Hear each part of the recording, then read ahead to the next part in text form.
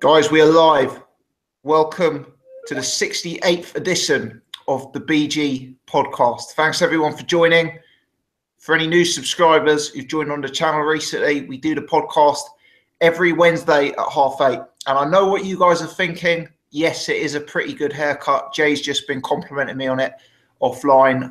BG looking on fire tonight. I can see some of the usual faces in the chat, so good evening to everyone. Thanks for joining.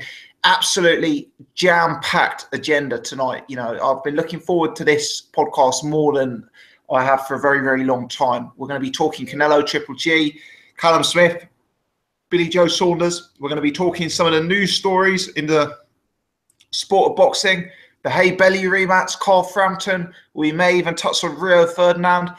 Then we'll have a look at next week's boxing, obviously, Hughie Fury versus Joseph Parker, some other really good bits as well. So absolutely rammed agenda.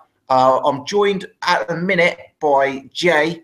I've got Irish Tom, who's going to be jumping on in about 5 minutes. He'll be with us for the whole show. Jet will be jumping on as well, although I'm not sure if it's just a cameo from Jet tonight. So lots and lots and lots to discuss. As I always ask, if you are joining us, please hit the thumbs up button nice and early, which will get a bit more visibility to the show and, get more people joining on. Jay, let's come to you, mate. How are you getting on? I'm good, mate. Thank you. Yeah, good haircut. Shame about the beard. Yeah, what do you reckon? Do you reckon beard or no beard, mate? It puts years on you, mate. I'm trying to look a bit older, yeah. Why? Why? Why? So you can get served in the off license. Yeah. No, it's more. I told you that I'm going to work in America for a couple of weeks. Yeah. I just think like if I could in my 30s during that period, that would help. Why is that? Well, just because you don't want to. I don't know. Maybe he's 21. The maybe he's 21. A bit old-fashioned, but I just wonder if people look at me and just see me as a kid, But I always thought that's a good thing because people say I look younger than my age, and so you dazzle them with your skills and you look like you're years above your age sort of thing. You look what's the word? You look like you know what you're doing for such a young lad, which is a good thing. This is it. Yeah. Okay. Well, the chat seems very mixed on the beard. There's some people who don't like it. There's some people who do like it. So we'll take a vote before the end of the show. Maybe we'll do a little vote on the beard. But yeah. Let's get in to Golovkin versus Canelo, Jay. I don't know if you've seen any of the videos that I've done on it since the fight, but clearly this is going to be one of the biggest discussion points in boxing for quite some time. So I guess before we get into the scoring and before we get into any of the controversy, just give us your take on the actual fight itself, who you thought won, what did you make of the performance from both guys? Okay, well, I thought it was a brilliant fight. First off, really good fight. Really, really enjoyed it. I was on the edge of my seat all the way through. I was totally glued to it. I watched every single punch, every single movement. For me, it was a really good fight. First opening rounds, Golovkin went about his business as he usually does. But I was watching it and I was thinking Canelo's going to have this. After 2 rounds, I thought, Canelo was looking so good, so sharp, really crisp, hadn't lost any speed through gaining the weight, looked bulky, looked big, but looked good at the same time, moved well, as he always does, and looked like there was a bit of his punches were solid and looked quite heavy-handed. But Golovkin obviously struggled at times. He wasn't as accurate as he usually is. He didn't really put his foot on the gas early on, especially when Canelo was on the ropes. He'd usually just dive in there and he'd go to work.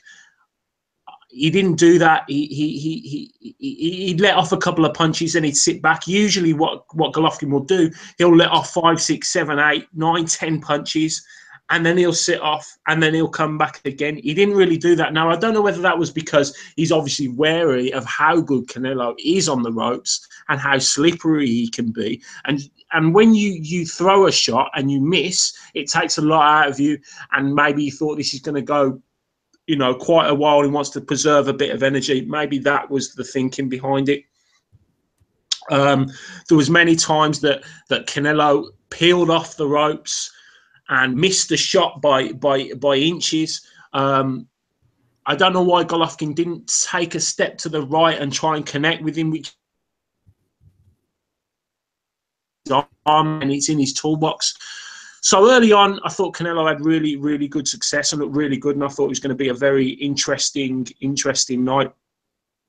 However, Golovkin never stopped. He kept going and going and pressured, and he was like if you ever been chased by a wasp or a bee or a fly, just go away, leave me alone, give me a minute. Because there was times where Canelo really needed a break. He really needed a breather. He really needed time to compose himself. He didn't like the pace that was given to him.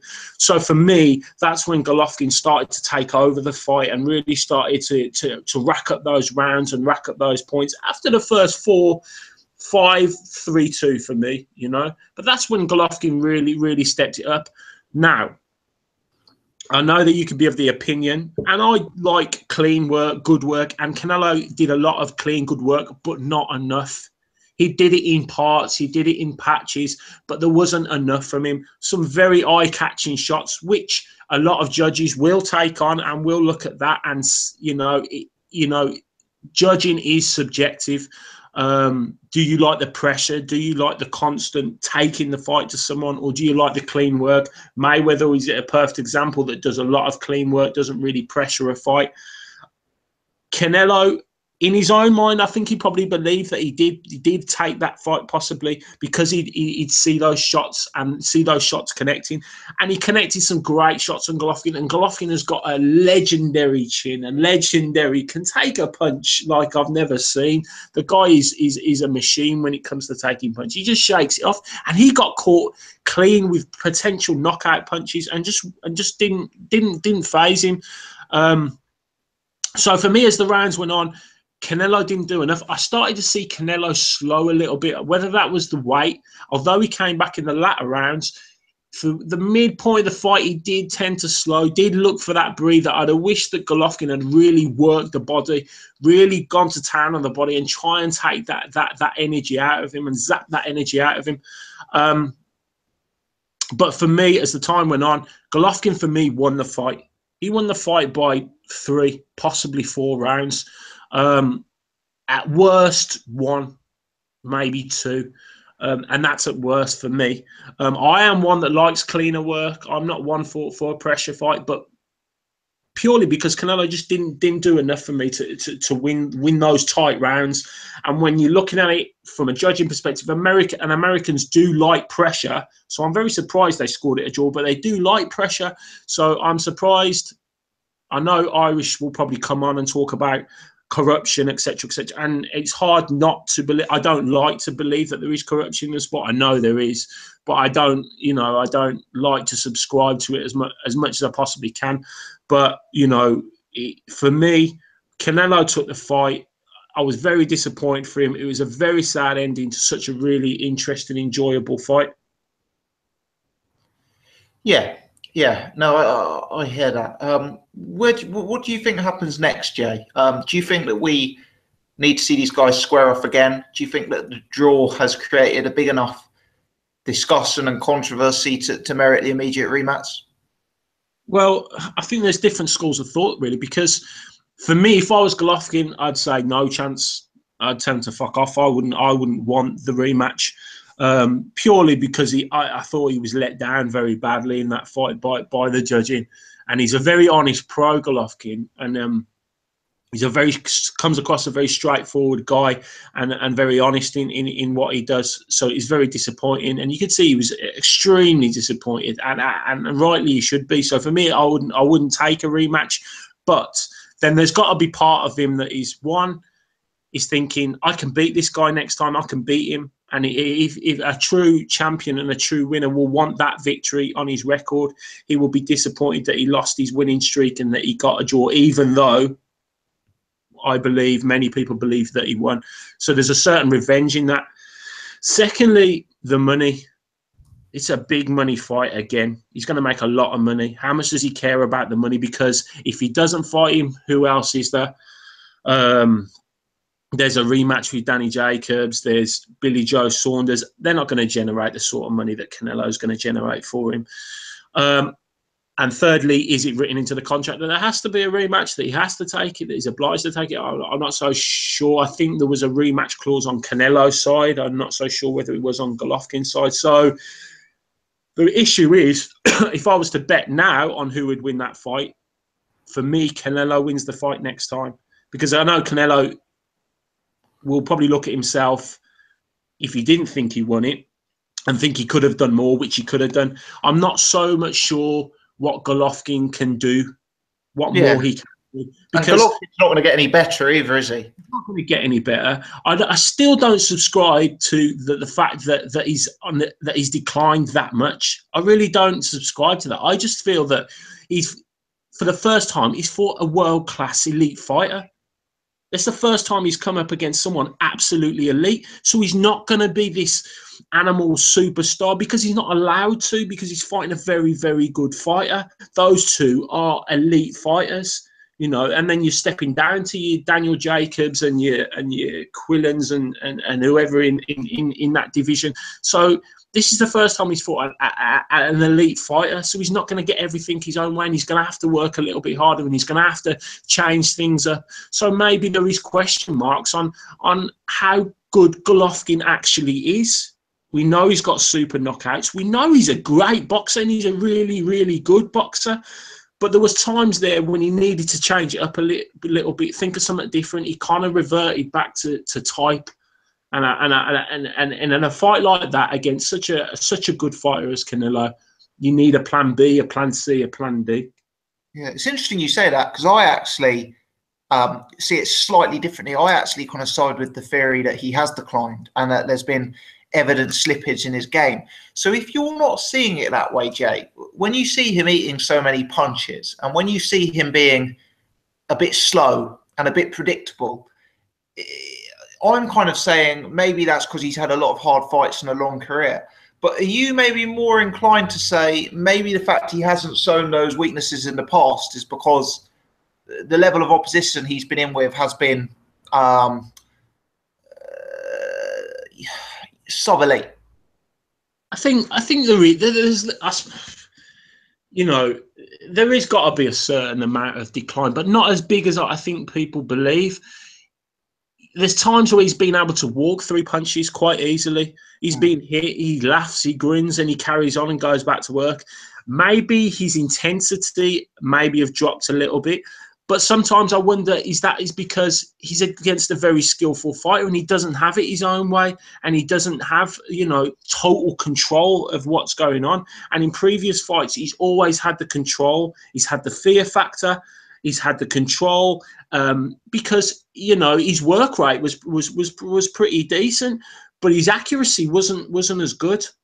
Now, is that because of Canelo? Is because of Canelo's movement? Canelo's very clever? You know, Canelo is a veteran in a young man's body. Man has a lot of fights. He's been fighting for, what is he? I don't know, he's 27 now. Is he? Is he 27? I think he might be 26. You know. 26, so he's been fighting as a pro for like he started at 15 years old. Yeah. So, you know, he's a clever fighter, and I don't know, you know, people might disagree with me, but you know, Canelo, we will say he's coming into his peak form, really, in his peak age and the time when he's really shining. So I'm not so sure. I just don't think he had it his own way. He wasn't able, you know, Canelo took some good punches. You know, Canelo showed a lot to me. He showed. I think it was his best performance of his career, mate. Yeah. And I think we've just got to remember that you've got two elite fighters, you know, and that were head and shoulders in that division, you know, at that level. So, you know, people will go back to Danny Jacobs and saying, well, he should have maybe bowled him out. But Danny Jacobs is a very, very good fighter. He's no mug, you know. So I don't think he's declined as much. I think, though, if he fights in a year, what they're talking about, or 6 to 8 months, there is going to be some decline there. There is going to be some decline. But I just think, you know, it's not so much of decline. It's more of that he's up against someone very, very good. Very good. Jay, let's talk about the scorecards. For me, 2 of the 3 scorecards were uncontroversial. I think this is a fight that people saw in different ways. And the fact that one judge had Golovkin by 2, the fact that one judge had it a draw, I don't see huge controversy in either of those. Adelaide Bird's scorecard will probably go down in history for the controversy it created. So I'm keen to hear your thoughts on that scorecard. I'm also keen to hear your thoughts in general, because there's been strange scorecards in Canelo fights against Mayweather, against Lara, against Trout, against Cotto, and now here. Is there, I mean, there is a theme developing here, clearly. Is this because Canelo is a huge fan favourite? The crowd go mental when he throws punches. Is it because his style means he can have very, very eye-catching bursts? Or is it something more sinister than that? I mean, Adelaide's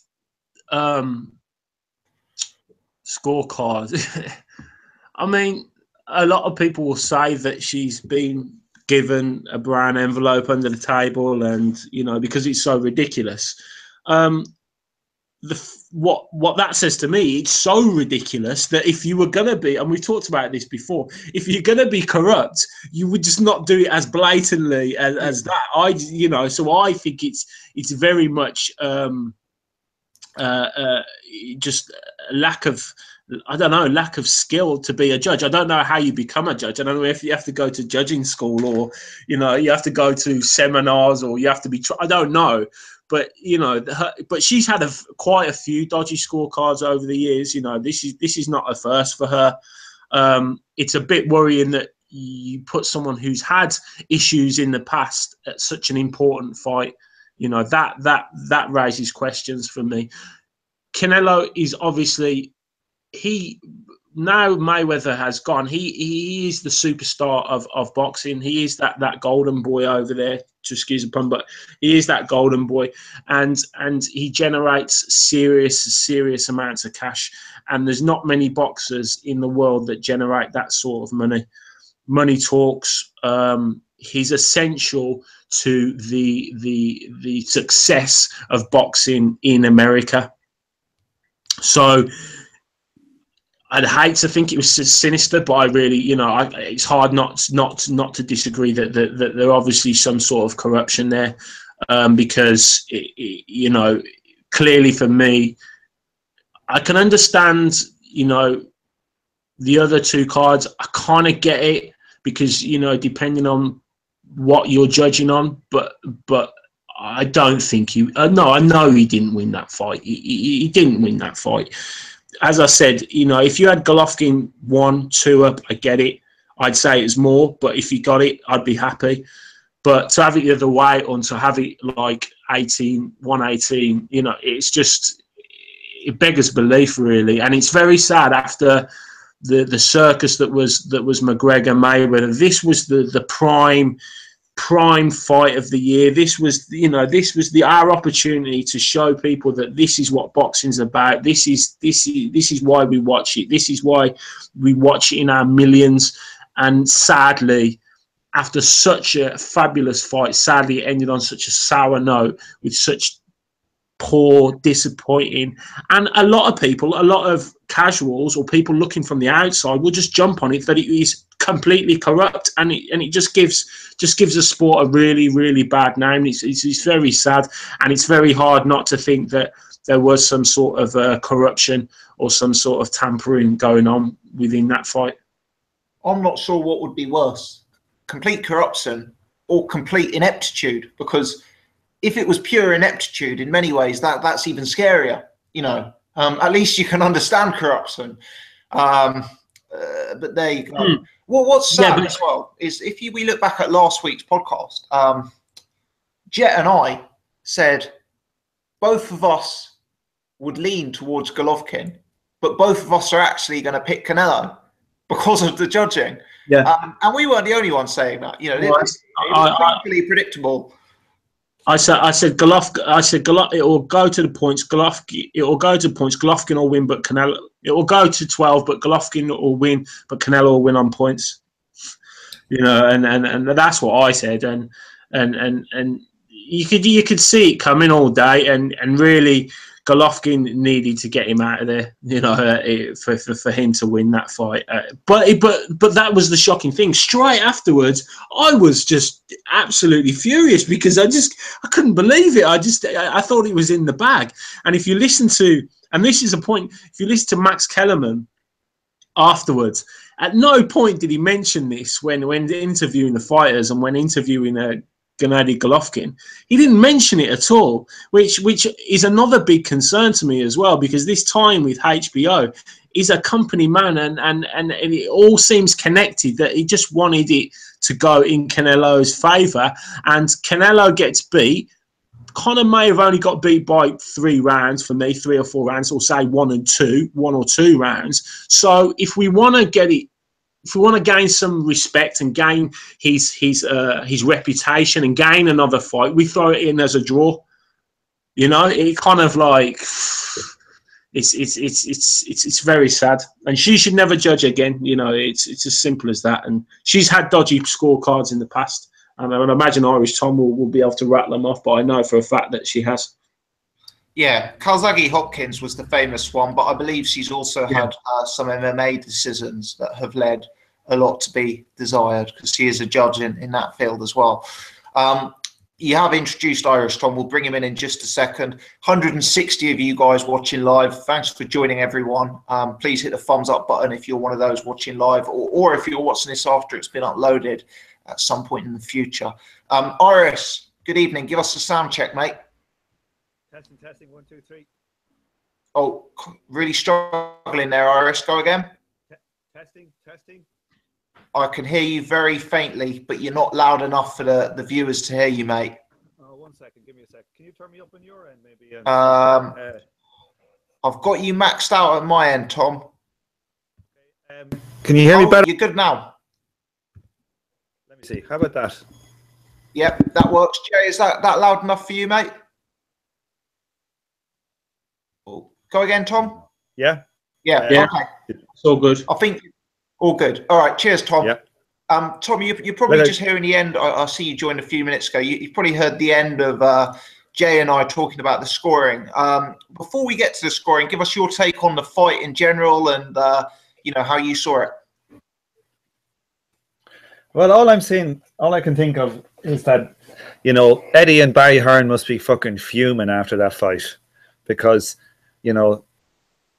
matchroom boxing as the center of corruption in world boxing has been overtaken, and Las Vegas is back in the driving seat. Trust you not to miss a chance to have a go at Yeah, Canelo gets a dodgy scorecard against Golovkin. Eddie fighting with his first sentence of his pod appearance. But I'm not surprised, mate. You had Golovkin winning the fight. You had Golovkin winning 8 rounds, if I'm not mistaken.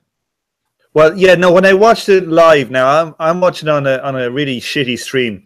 Okay. So when I rewatched it, the fight was a little bit closer. But when I watched it the night, I had Golovkin winning 8 rounds to 2 with 2 level. So with 2 swing rounds. When I'm scoring them, I usually just, if there's a swing round, I just score them level. I know if I wanted to, I could go for 1, but just to have an idea myself, what would be a reasonable range. So like anything between 10-2 and 8-4 I had on that night. When I rewatched it then last night, I had a 7-3 with 2 even. I gave 1 extra round to Canelo. So like I think probably 8 for me. It's like it's an 8-4, somewhere between an 8-4 9-3 round, 9-3 fight. Look, I think that it was a pretty good fight. I think both fighters fought well. I thought Canelo fought very well. I thought it was the best performance of his career, Tom. Yeah, I thought he was very good. Like, and you know, I'm not coming at it as like a GGG fanboy, even though I'm a fan of Golovkin. But for me, you know, I just don't think Canelo can win enough rounds in that fight, given the action. You know, Tom, the guru from the Boxing Asylum, like, he's having a meltdown on Twitter, as far as I can see, trying to pick every idiot out there who gave it to Canelo. Look, you know, people saying that I score a fight on clean, effective punches. But look, there's 4 criteria in a fight, and you know, and I think you have to look at all 4 of the criteria. And you know, there was a long period in that fight where Canelo was going from one rope and going to the other one in retreat and not firing back enough. And you know, the stats, you know, the box CompuBox stats, you know, we, you know, before the fight, I think we, you know, I don't think it's unreasonable to say that, I think I probably said, I don't know if you guys did it, GGG has one of the best jabs in boxing. You know, he's got a jab like, say, Vlad's type of jab. It's one of those jabs that hurts you and it breaks you down. And, you know, they both landed the same number of power punches, but GGG landed double the jabs. You know, so that's the story of the fight, if you ask me. Canelo might have had some more flashy ones, but they, you know, Golovkin threw more, landed more. And I think he fought the fight where he wanted to fight, you know, for the majority of all those rounds. You know, he was the aggressor. He was the ring general. Canelo didn't want to be on those damn ropes, but he was forced there with the pace. And, you know, it's not vintage Golovkin for me. I think it was a very good performance from Golovkin, given that he's 35, and I think he is on the slide a bit. But, you know, against a prime Canelo, what are you going to say? A prime 27-year-old against an aging 35-year-old, especially aggressive fighter, come forward fighter. You know, I just think when you put it into context, if you had like a prime GGG in there, I think that Canelo would have been stopped, to be honest. Interesting, yeah. In terms of where we go from here, do you suspect there'll be a rematch? Do you have interest in seeing a rematch? What's your take on that, mate? You know, God, when the scorecard was read out, the first one, I think it was the wrong scorecard was read out the first time. As far as I'm aware, they read out Adelaide Bird's scorecard of 118-110 to Canelo first. I swear to God, I fucking hit the roof. And I was up and I was tired.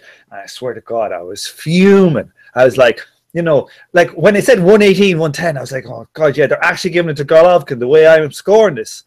And then they said Canelo. I was like, what the fuck is that?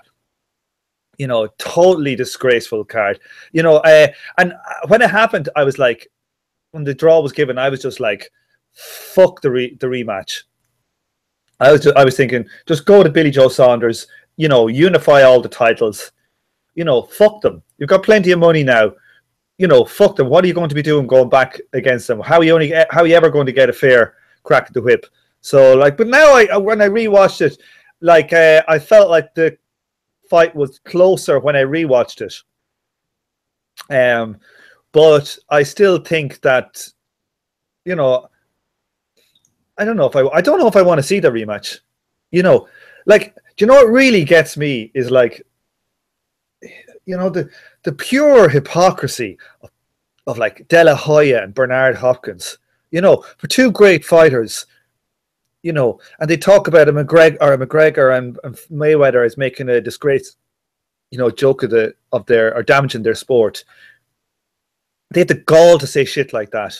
You know, you got these two guys. How much money are they worth? They're worth, I know they're both worth at least 100 million, you know, and they've got the fall and the greed, because that's what it is. It's pure greed and corruption that they want to eke out some more money. You know, those guys are just scumbags. You know, I used to love Oscar as a fighter, and it's like now I see Oscar and I'm like, you know, he's a scumbag. He's willing to have his sport trashed so he can make a few million quid, and he's already worth fucking millions. He's already as rich, you know, the top 1% of the 1% rich, and he's willing to trash this sport. You know, this card will get, you know, this will be as big, probably. The corruption in this will be probably nearly as big as the Mayweather-McGregor story. You know, it did 1.5 million pay-per-views is the figures I heard, and it's like people are going to be like, it's going to disgust people and turn him off boxing. He's a total fucking disgrace. Yeah, yeah. I mean, the 118, 110. It will. I mean, it's got to go down in history. I mean, I'm trying to work out. It's probably a worse scorecard than the draw in the Mayweather fight. Like, do you remember the when Lennox Lewis fought Holyfield? Do you remember the controversy around that fight? I do. If I'm honest, I was too young. I think I was probably about 10, 11 at the time, but I do remember it. Yeah. You know, like that was like the level of like controversy over that was just enormous. And I can't remember the score, but I think like one judge just gave it to like 115, 113. Yeah. Like 118, 110. You know, like the corruption is unbelievable when it comes to Canelo. Look, there's 5 very dodgy scorecards. You know, scorecards that are way out of sync with what the fight is, that everybody, no fan would ever get close to scoring them that way. Right? Those 5 scorecards, right? The odds of that happening just randomly is 3%. It's 1/2 to the 5. Right? Sorry, I'm a bit confused. What 5 scorecards? Right, you got Lara, there was a Trout, oh, sorry, there my was apologies. Mayweather. I understand what you mean. Yeah, Mayweather. What's the other 2? It was a Cotto and GGG. Yeah. Right, and the odds, like, let's just say that it's just incompetence. The chance that they'd all be incompetent in the same direction is 3%. 1/2 to the 5. Right, it's 1/32. It's about 3.4%, right? That is just like, you know, when you're a betting man, you see a signal like that, it's just pure corruption. There's just no way to explain it. And, you know, it's just pure bullshit, like, you know, and the gall and the questions that, look, a legend like Roy Jones Jr. saying, oh, we're happy for the draw on the HBO broadcast because we all get to see it again. It's like, fuck that. You know, if the 3 cards had to come in 7-5, 7-5, 7-5 for Golovkin, let's say that's the way it came in, or 7-5, 5-7, 7-5 for Golovkin, right? We'd all be calling for a rematch. You know what I mean? Yeah. Tom, let me ask you. I would be happy for the rematch there, but I'm not happy for the rematch after that bullshit. You know, I'm in the mouth, yeah. Yeah, Tom, let me ask you this, and I know your answer. I've already asked you this, but I'm going to ask you for the purpose of the viewers who maybe haven't seen this. I've said in the past, Tom, if I was going to fix a fight, and I've never fixed a fight, I never will, but if I was going to fix a fight, I would have a judge score it by a whisker. What's your take on the argument about how could they possibly fix it 118, 110? Surely that's just going to create an immense amount of publicity surrounding the fight that you wouldn't want if you were trying to fix it. What's your take on that? Well, look, I have the boxing, the CompuBox stats here in front of me, right?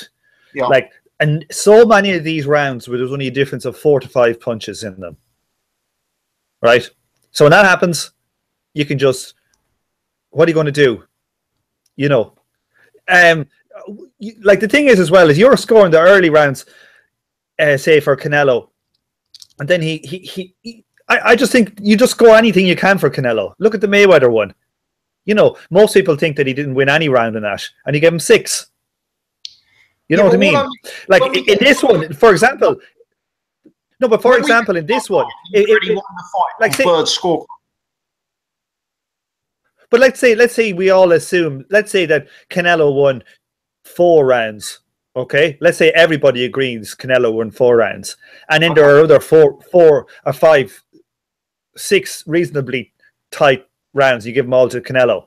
You know, What you know, that's just how it happens. Look, and you know, I don't blame Adelaide Bird in reality. You know, like obviously she is corrupt, right? But the thing is like getting rid of Adelaide Bird will make no difference. Before Adelaide Bird, they had CJ Ross, and before CJ Ross, they had somebody else. And it's the history of the sport that when the money is involved in big like this, that there is corruption, right? And it's impossible to trace it. How are you going to trace somebody giving somebody 100 grand in cash? Or how are you going to trace it if they give them you know, an offshore bank account in Panama or the US Virgin Islands? You know, it's impossible. You just won't ever be able to trace it. And to be honest with you, they don't have any interest in tracing, you know, corruption through these places anyway. The people in power, you know, they love it. Every major country in the world, every major national economy, whether it's Britain with the Jersey Islands and Isle of Man, France with Monaco, Italy with San Marino, you know, America with the Virgin Islands, you name it, every big major source of capital beside them had a small place where the rich can wash their money. And nobody's got any interest in finding and following that down. I think that's just the reality of the system. So like it's just going to be a feature. Like, so we're going to rail against these fucking fights. Well, I am anyway. But like, we can't expect any change. There will never be any change when there's money involved like that. Yeah.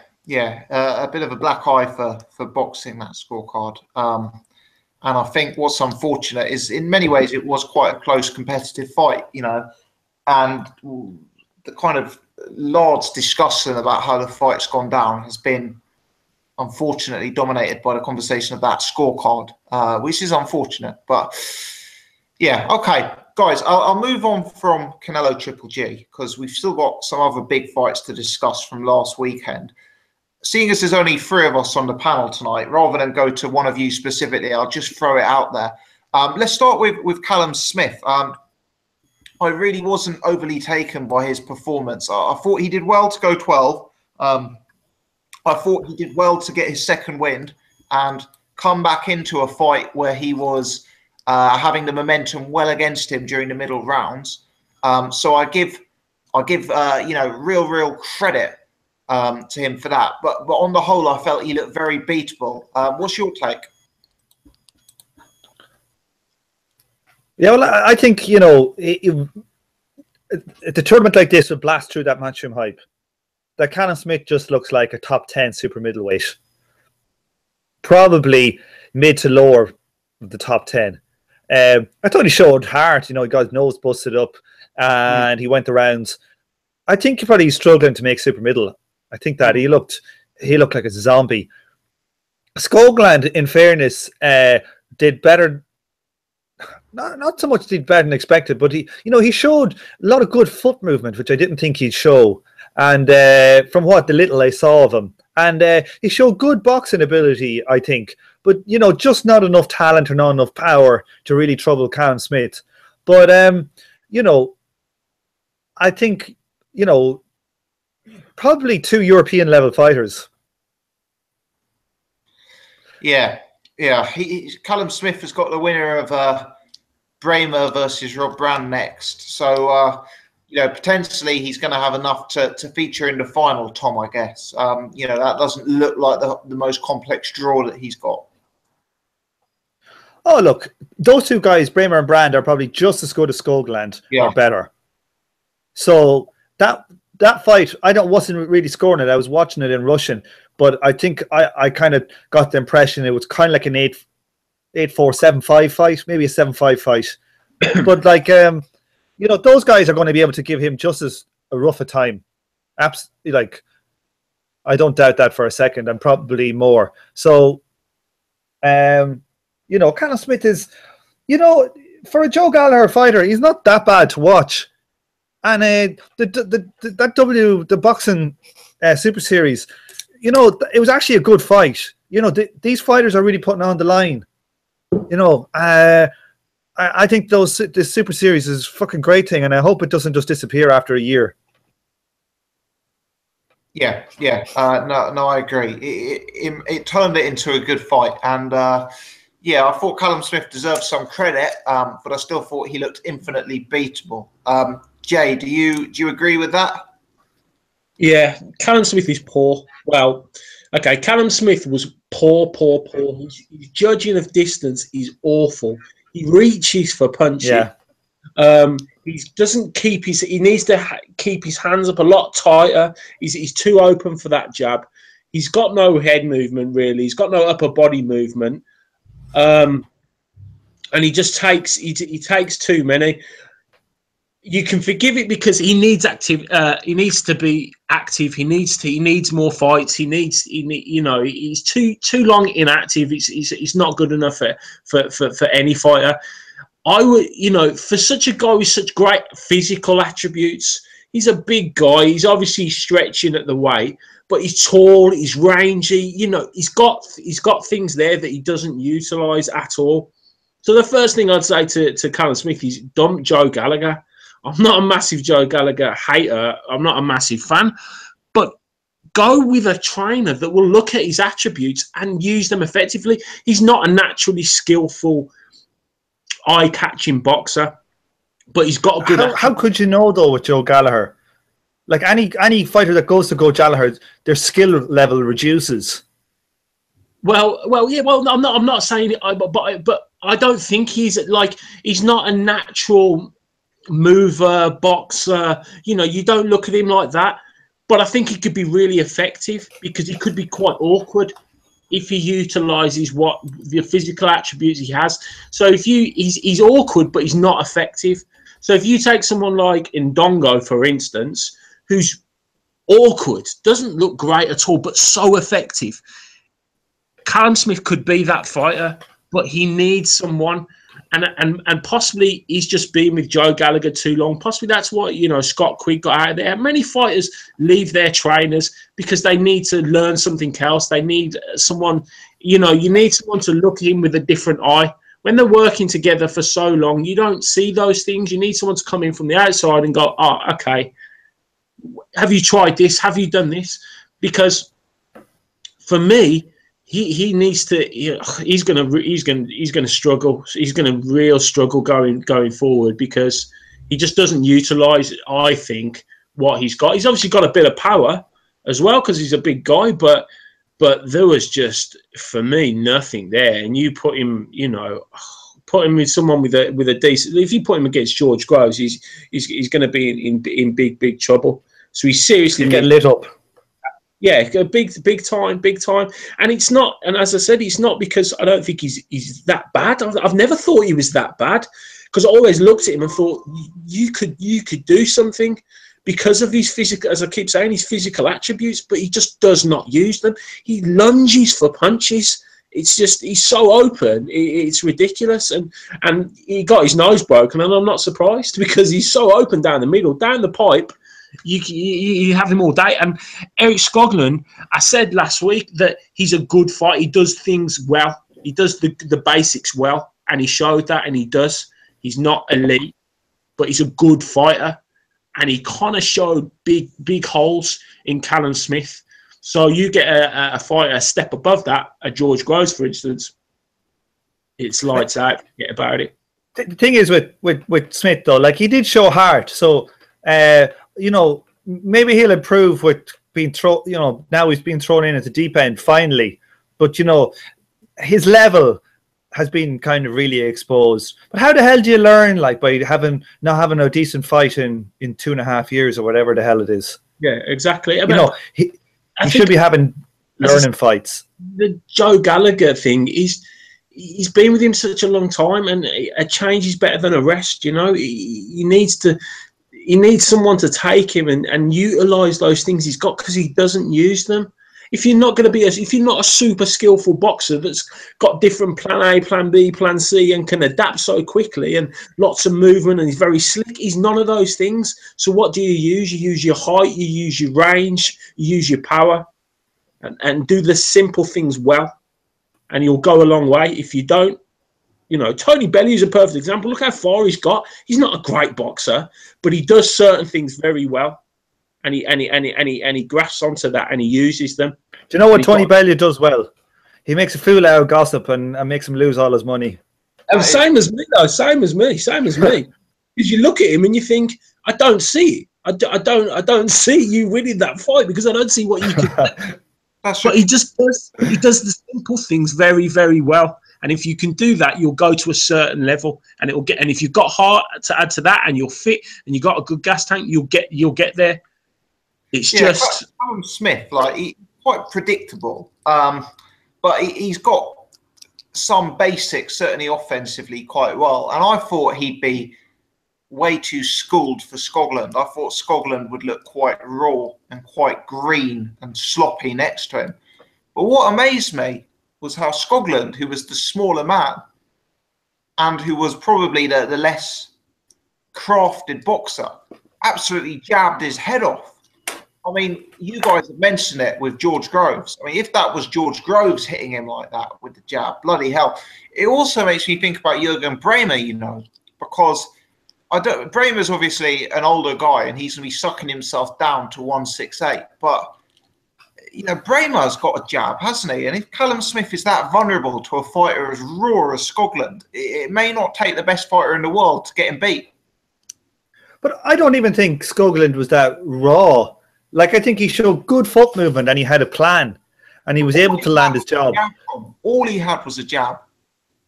Yeah, I know. And he didn't have enough power, but he was able to land it so much. You know, like he showed good foot movement and in and out and he danced and he, you know, I thought for me, I thought Skoglund fought a very good fight. He fought exactly the type of fight he needed to fight to beat him. He just wasn't good enough. You know what I mean? Yeah, true. I don't know if Bremer would be able to fight that fight. You know, he's older. I think he's more likely to stay close to him and slip and stuff. So, but I think he'd probably be able to beat him on doing that as well. Anyway, I think the problem is though, Callum Smith chased him. He chased him all night, and he wasn't getting to him. I don't know whether that was. I don't know whether that was excitement or lack of activity or first time being in the ring, but there was a certain amount of desperation about him, even from the start. You know, where was the plan B for him? This isn't working. You bring him. He was just literally off the ring at all. You know? Yeah. Just try and bring him on. You know, and then counter, do something a little bit different, but it was so predictable. You know, it made it a lot easier for Skoglund than it should have been. Let me ask you guys about Billy Joe Saunders. This is actually a fight I changed my opinion of. When I first watched it, I actually found it hard to stay awake, to be honest. And it's not necessarily Billy Joe Saunders' fault, but it was a fight that was a terrible clash of styles. It wasn't a memorable matchup in terms of how the action broke down in the ring. I then watched a post-fight analysis by my old pal Ultratech Sports, who kind of highlighted some of the, you know, the subtleties in Billy Joe's game. And having listened to that and having reflected on it, and I'll be honest, I haven't sat through the fight a second time. I'm not sure I can do that to myself, but you know, maybe Billy Joe deserves a bit more credit for this fight, having been out of the ring and having had to lose so much weight for it. But what's your guys' perspective on the Saunders-Monroe Jr. fight and you know, where that kind of puts Billy Joe now? Well, I thought Billy Joe was quite decent in it. It was just a terrible clash of styles. Yeah. And, you know, like I think he kind of waltzed that fight. I thought he was by far the better fighter. Willie Monroe was very poor, didn't show any desire to try and get the win when he was like probably down in the cards. You know, but you know, it's a bad matchmaking to put them two guys together. You know, Willie Monroe is a very negative style and Billy Joe is not going to light up anybody. Billy Joe needs someone coming on to him to negate their, you know, he wants to take away someone's aggression. But no, I thought it was a decent performance. Billy Joe looks like he's either training hard or on the juice. Bit of both, maybe. I think, Tom, you said last week that it wouldn't be a good fight, and I disagreed with you, but you were right. It wasn't. The clash of styles really didn't work. Willie Monroe didn't want to let his hands go. there's something wrong with that guy. There's a mental block there somewhere because he really didn't want to let go. You know, there were little flashes, but Billy Joe Saunders did what he wanted to do. There was a lot of discussion afterwards from Dominic Ingle, and I kind of like Dominic Ingle in a way because he is quite honest, and he did say, you know, to a certain extent, he did say, look, he's coming overweight. You know, he came. They basically worked all that time, obviously in that training camp, to lose weight. That's what they worked in because he fluctuated. He did have a little pop at Billy Joe Saunders saying, you know, you can't come in at this certain weight and you can take a week off, but then you've got to be back in the gym. And he repeated it about 5 times. You're back in the gym. You've got to come back in the gym. You've got to come back in the gym. Otherwise, don't bother coming back. So I think he spent so much of that time. And Billy Joe Saunders, forever after a fight, he's always apologising on how poor he was. So he obviously has great expectations for himself and has a certain standard for himself. So I think for this fight, it was a name. He needed a name. He desperately needed some sort of name to fight because we couldn't go through the unknown names that he's had previously. He needs momentum, and I think they're very concentrated, Dominic Ingle, Frank Warren, and Billy Joe Saunders, to get that momentum now and really, really push on because he knows he's wasting his career. And I think now, finally, he's possibly in the right place to push on now in his career. But I think, you know, he started to get back to his best. He's not there yet. It might take a little bit of time, maybe another couple of fights, but he's getting there. He's getting there. And I think some good opponents for him, I think, because that Canelo Golovkin fight isn't up next for him. And then you've got, you know, they're calling out Amir Khan. That's not going to happen. What? Telling you, there must be some sold. You know, where it's got to be someone who creates a more interesting fight, surely.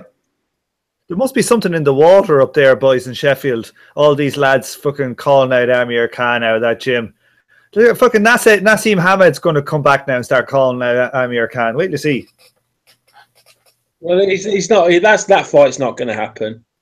Not. Naz is too far past it. Yeah. and Naz has to drop the weight, and I just don't think that's possible. To be honest with you, he doesn't have that much. He doesn't have that much because he used to be like a super feather, so he doesn't have that much to drop. He's only about 20 stone, really. Yeah, it's not. He'll probably do that in 8 weeks in the Ingle gym, so. It'll be quite easy. A couple of weeks in Fuerteventura and he's laughing. Jay, you're the first man I ever heard to say Dominic Ingle was like, you know, he tells the truth. Like, do you not remember all the things like Kell Brook was beating up GGG before eyes got hurt? But in that instant, he was very honest. He was. If you listen to the interview, he was on Billy Joe Saunders saying, you cannot get away with this. You can't do this. Otherwise, don't bother coming into the gym because it's not acceptable. You know, and that's what he said. So, and he's right. It's not, and everyone knows that Billy Joe Saunders' problem is that he balloons up between weights. He's inactive. He doesn't stick in the gym. You know, when he's not fighting, like he said, you can't like end the fight and then go on for 6 months and go on. He lets Kell Brook back in the gym. Yeah, of course, but we know Kell Brook is not blowing up like he used to blow up. You know, he's not seen pictures of him lately. He's not having fat head in him. He's not, but he's always got a fat head. But there's boiling down, and then there's like normal weight. Do you know what I mean? It's like there's a big difference, and we know that Kell Brook. He looked like Frank. He looked like Frank Sidebottom the other day. Rook had problems with his diet and his dietitians, and that's why he was struggling with weight and things.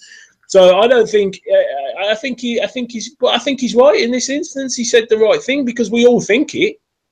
You know, you can't. You have to live the life 24/7. If you don't, then you're going to get found out. Yeah. No, I totally agree. I think the next opponent for Billy Joe Saunders is key. Forget about Canelo. Forget about Golovkin. Forget about Amir Khan. They're going to need to put him out in the copper box. It's going to need to be against an opponent that creates an interesting fight. It's going to need to be a clash of styles that works. Because Billy Joe Saunders, you know, he isn't the hardest puncher in the world. he isn't one for the casuals in terms of his style. So it's got to be something that allows hype around the fight, and it's got to be a fight that delivers, because this Monroe Jr. fight didn't deliver in the ring. And if I'm honest, it's going to be remembered for Saunders' son smacking Monroe Jr. in the bollocks at the weigh-in, rather than what actually happened in the ring, which isn't in a week of the Golovkin Canelo, that sort of black eye on boxing has actually been forgotten about. But I wonder what BT Sports will think about their flagship boxer having having behaved in that fashion, I guess. Well, his options are limited at that weight, though, really. Well, here, I've got some names here that he might fight next. Rafael Bergeron, Conrad Cummings, maybe even Tommy Langford, Hugo Centina Jr., Luis Arias, Makej Selechi, Alantez Fox, Antoine Douglas, Walter Cowton Docwo, Francis Lafreniere, Daniel Jacobs, Jermel Charlo, Rob Brandt, Willie Monroe Jr., or David Lemieux. That's the top 15 in the WBO. Exactly. So where's the way? So not Danny Jacobs, not Jermel Charlo, not Rob Brandt, not Willie Monroe Jr. So it's David Lemieux or everybody else you've never heard of. I think David Lemieux's the one that I would target, to be honest. They won't be able to get David Lemieux to come over to fight in the copper box, though, will they? Like, no, and the thing is, he wouldn't take that. It's too high risk. There's not be enough money in it. Yeah, so it'd be Conrad Cummings. I bet you it'd be Conrad Cummings.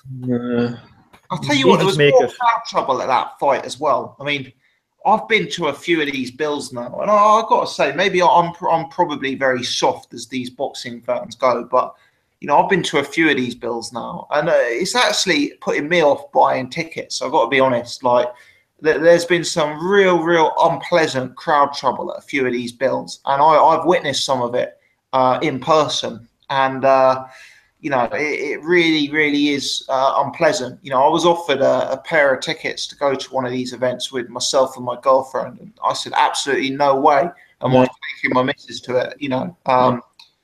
Let her go on her own.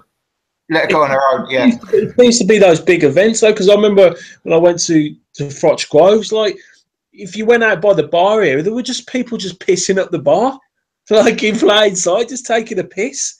I just couldn't believe it. Do you know what I mean? I had my nephew with me, and I was just like, it was uncontrollable. It was worse than any football game that I've ever been to. It was brilliant. Like, I think you were were you at the Billy Joe Saunders Eubank fight gossip? Yeah. In the XL Arena. Do you remember there was no toilets open? And people were just pissing up against the walls everywhere. Yeah. I think there was like 15 or 20,000 at that. And all they had was you had to walk like about 200 yards down through the Excel Centre, up a couple of levels of stairs, and then there was like one Jack's open for like, I don't know if it was 10 or 20,000. And it was packed. So everybody was like, fuck that. So they were just basically pissing in the foyer where the bars were. Just lads lining all up against the walls. Like, just pissing in the Excel Arena. It was unbelievable. And myself and my mate were walking out, and we waited to see the end of the Tyson Fury fight. Like, most of the crowd had left, and we're walking out, and there was this poor bastard, and he was lying on the ground out, and there was about 5 or 6 cops surrounding him, and he was lying face down on the ground, and the cops were just like having a chat, and this guy was either unconscious or dead, and there was a massive pool of his blood coming from his head. He was just lying in this pool of blood. Myself and my mate were like, what the fuck is that? And like, I checked for a few days afterwards to see, like, was there a murder at that? That Excel show was rough. Yeah, I don't think he pays the money for the security.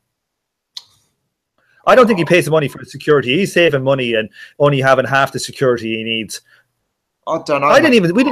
We had cheap tickets. Sorry, mate, go ahead.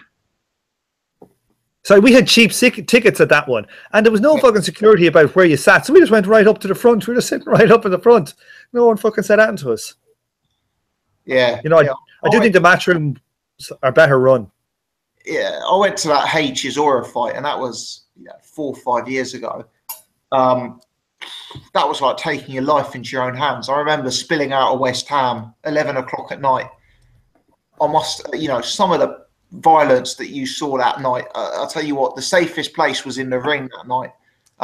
It really was like a rough night of boxing. I'm trying to think of some other recent examples that spring to mind. I went to a York Hall bill last year. It was when Enzo Macronelli when Enzo Macronelli got sparked out. Okay, but Kuchner. That's the one. It was brutal violence in the crowd that night, and I just got sent this clip of this violence in the Billy Joe Saunders fight this weekend. It looked absolutely horrific. Something's got to be done, because you see all these tickets, you see these events not selling out, and you see all the spare seats stuff, and surely it's got to be linked. Surely, I mean, there's people who, you certainly couldn't take your kids to an event like that. I couldn't take your missus or whatever. It's too big a risk for me. As I say, maybe I'm just particularly soft, but it's unpleasant. And then, Billy Joe Saunders gets a lot of stick, and some of the stick he gets is unwarranted, but sometimes a fighter sets a tone. A fighter's fans are very much going to be influenced by a fighter's behaviour. And the way he was behaving in the week leading up to the fight, the incident with his son, it's kind of, to me, is really not a good look for boxing. And it's not a surprise that the trouble in the crowd seems to be linked to that type of behaviour for me. But, yeah. What about Daniel Dubois, who Steve Bunce said was probably the biggest puncher in the world? And who was the other guy? Oh, yeah, Anthony Yarde. What about those two? Obviously, still looking very, very good, but against a certain level of opponent. Dubois, he's such a unit. He's such a unit for his age, and he obviously does carry power. I think that's pretty been well documented. Although all heavyweights, they say, carry power, which understandably of someone, but he is an absolute unit, and it's just, again, you can't tell nothing from it. You just can't tell. It's another Anthony Joshua scenario. It's only going to be until he really, really steps up that you're going to see what he can do. But so far so good. At least he's in good shape, and he's physically, looks the part. He's quite accurate. His punches are quite accurate. But again, at this point in time, you can't really say. Anthony Yarde, the more I watch him, the less and less I'm impressed, if that makes any sense, because he's getting away with. I don't see what he's learning from these fights at all, because that fight on Saturday was just ridiculous. I know it was a late change of opponent, but he managed to throw like 5-6 right hands one after another. He'd never get away with that with someone with a certain amount of ability. He keeps his hands very low under his chin, and I just think he's just open to be hit. It just, unfortunately, he's not faced anyone that has the ability or can stand his power to hit him back. But his hands worry me, and I think he's open to be hit quite easily. So it'll be interesting to see again when they finally step him up how he's going to cope when he starts to get hit back, because so far he hasn't really had to come across that, So, but obviously he has the power and the great physical attributes. I don't know whether he struggles to make weight or not. He's a big guy. Weight, Jay, by 3 pounds, and had to look to cut 3 pounds in under 2 hours, which he did successfully. And I believe that's the second fight in a row that he missed weight. Right. So then, it's only a matter of time before he moves up then, but whether he can handle it with the bigger lads is a different matter. But yeah, I really need to see him. I need to see his defense, because with someone with some decent quick hands or with some sort of experience, because I think he's open. I think he's open there, and power. will only take you so far when you can get away with it. You know, and it's different having the power and hitting people with those big punches when you're getting hit in the face at the same time. It gives you something else, obviously, to think about. I always get frustrated with massive power punches because, you know, I don't know, when I started doing YouTube, I had people telling me there's this guy called David Price and he's probably the greatest heavyweight of all time. And when he hits you, he just knocks you over immediately and no one will ever be able to go a few rounds with him. And then a few years later, people were saying the same about Deontay Wilder. And, you know, then Deontay Wilder had to show us that he couldn't knock out the Mainster Vernon, that he actually had to show boxing and show more stuff. And then we had Anthony Joshua, and, you know, Barry Hearn said Anthony Joshua could never go beyond 3 rounds with any heavyweight, you know. And Joshua's had to show that there's a hell of a lot more to his game than just power. You know, he's had to, I mean, it becomes clear that power alone is never enough to get you to the top of the sport. I mean, look at Golovkin. Look at Golovkin having to go 12 with Canelo and, you know, dominate Canelo. But despite these examples coming every couple of years, despite it being clear that there isn't just super fighters out there who can end any fight in 1 round and that they never have to go the distance, I'm now hearing, you know, I laugh at Steve Blunt saying Daniel Dubois is the biggest puncher in the world. And people say, but he might be. He's knocked out everyone he's ever faced. You know, what if he keeps doing that? You know, it kind of, maybe this is why sometimes people think I've got the bias to boxers. Because when you've got a boxer, you know they've got the goods to win a fight. When you've got a puncher, it automatically makes you think, can they go 12? Can they take a punch in the chin, you know, on the chin? Are they going to neglect certain elements of the game? That sort of things. Maybe I'm just ranting, but that's my take on it sometimes. Well, I watched there was a good documentary I watched the other day called Counter Punch. I know you guys have seen it. And it was on Netflix, and about 3 different boxers, an up-and-coming, a guy just turning professional, an amateur guy who's basically just been an amateur for 12 years. That's all he wants to do. And the other one was Peter Quillen. Okay. And they talked Netflix. Yeah, on Netflix, yeah. And they talked about how precious nowadays an unbeaten record is and how far it will get you. You know, regardless of whether you're any good or not, if you've got that unbeaten record, it will get you into a position for a world title and to make that decent money. The problem being is when you get to that point, it can all fall apart very, very quickly because you finally get found out. You know, so it's building that fighter up, you know, but it's not, as we know, it's not necessarily good for a fighter. So David Price, for instance, fighting people that he can knock out over and over and over again. Then when he hit that point, then we found out very quickly that he's just not at that level. And this is the problem with these early fights for Anthony Yarde and Daniel Dubois. You know, certain amount of them will have the quality to go on and go through, you know. Anthony Joshua has kind of shown that. But there are going to be certain fighters so fighting these people, you're not doing yourselves any favours, you know. And sometimes it's better for a fighter that doesn't have the big promotional background to go through these wars and to get these fights under their belt. So, which would help, you know. So I think that's kind of like, I think I may be wrong, but maybe Hughie Fury has kind of had that harder road than he possibly. You know, than possibly other heavyweights haven't. So yeah, watch it, Counterpunch. It's really good and really interesting to see how Peter Quillen's a bottle job and really doesn't want to know and has earned his money and doesn't care. Yeah, I must check that out. I have actually heard of it before, but yeah, I need to check it out definitely. But yeah, that unbeaten record thing is key, and I guess that's why they're you know, we're seeing Dubois and Yarde take out a collection of taxi drivers at this point.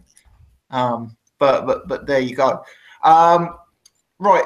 Have either of you got any more comments about any of last week's boxing before we move on to some of the news in the sport?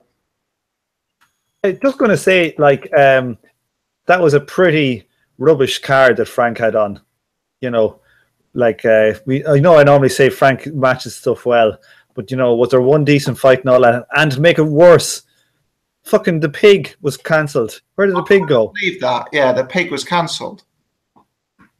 That's all, you know, so there was no pig, a load of 100-to-1 fights, and then a Billy Joe Saunders versus Willie Monroe and a fucking, you know, and an Insomniac's fucking dream fight. You know, pretty rubbish card, it must be said. That's for all those people out there who say I don't give out about Frank's cards. I do. Yeah, fair play to you, Iris. Fair play to you. Yeah, I was going to call you out on that actually, but you preempted me. So yeah, fair play to you for getting it in.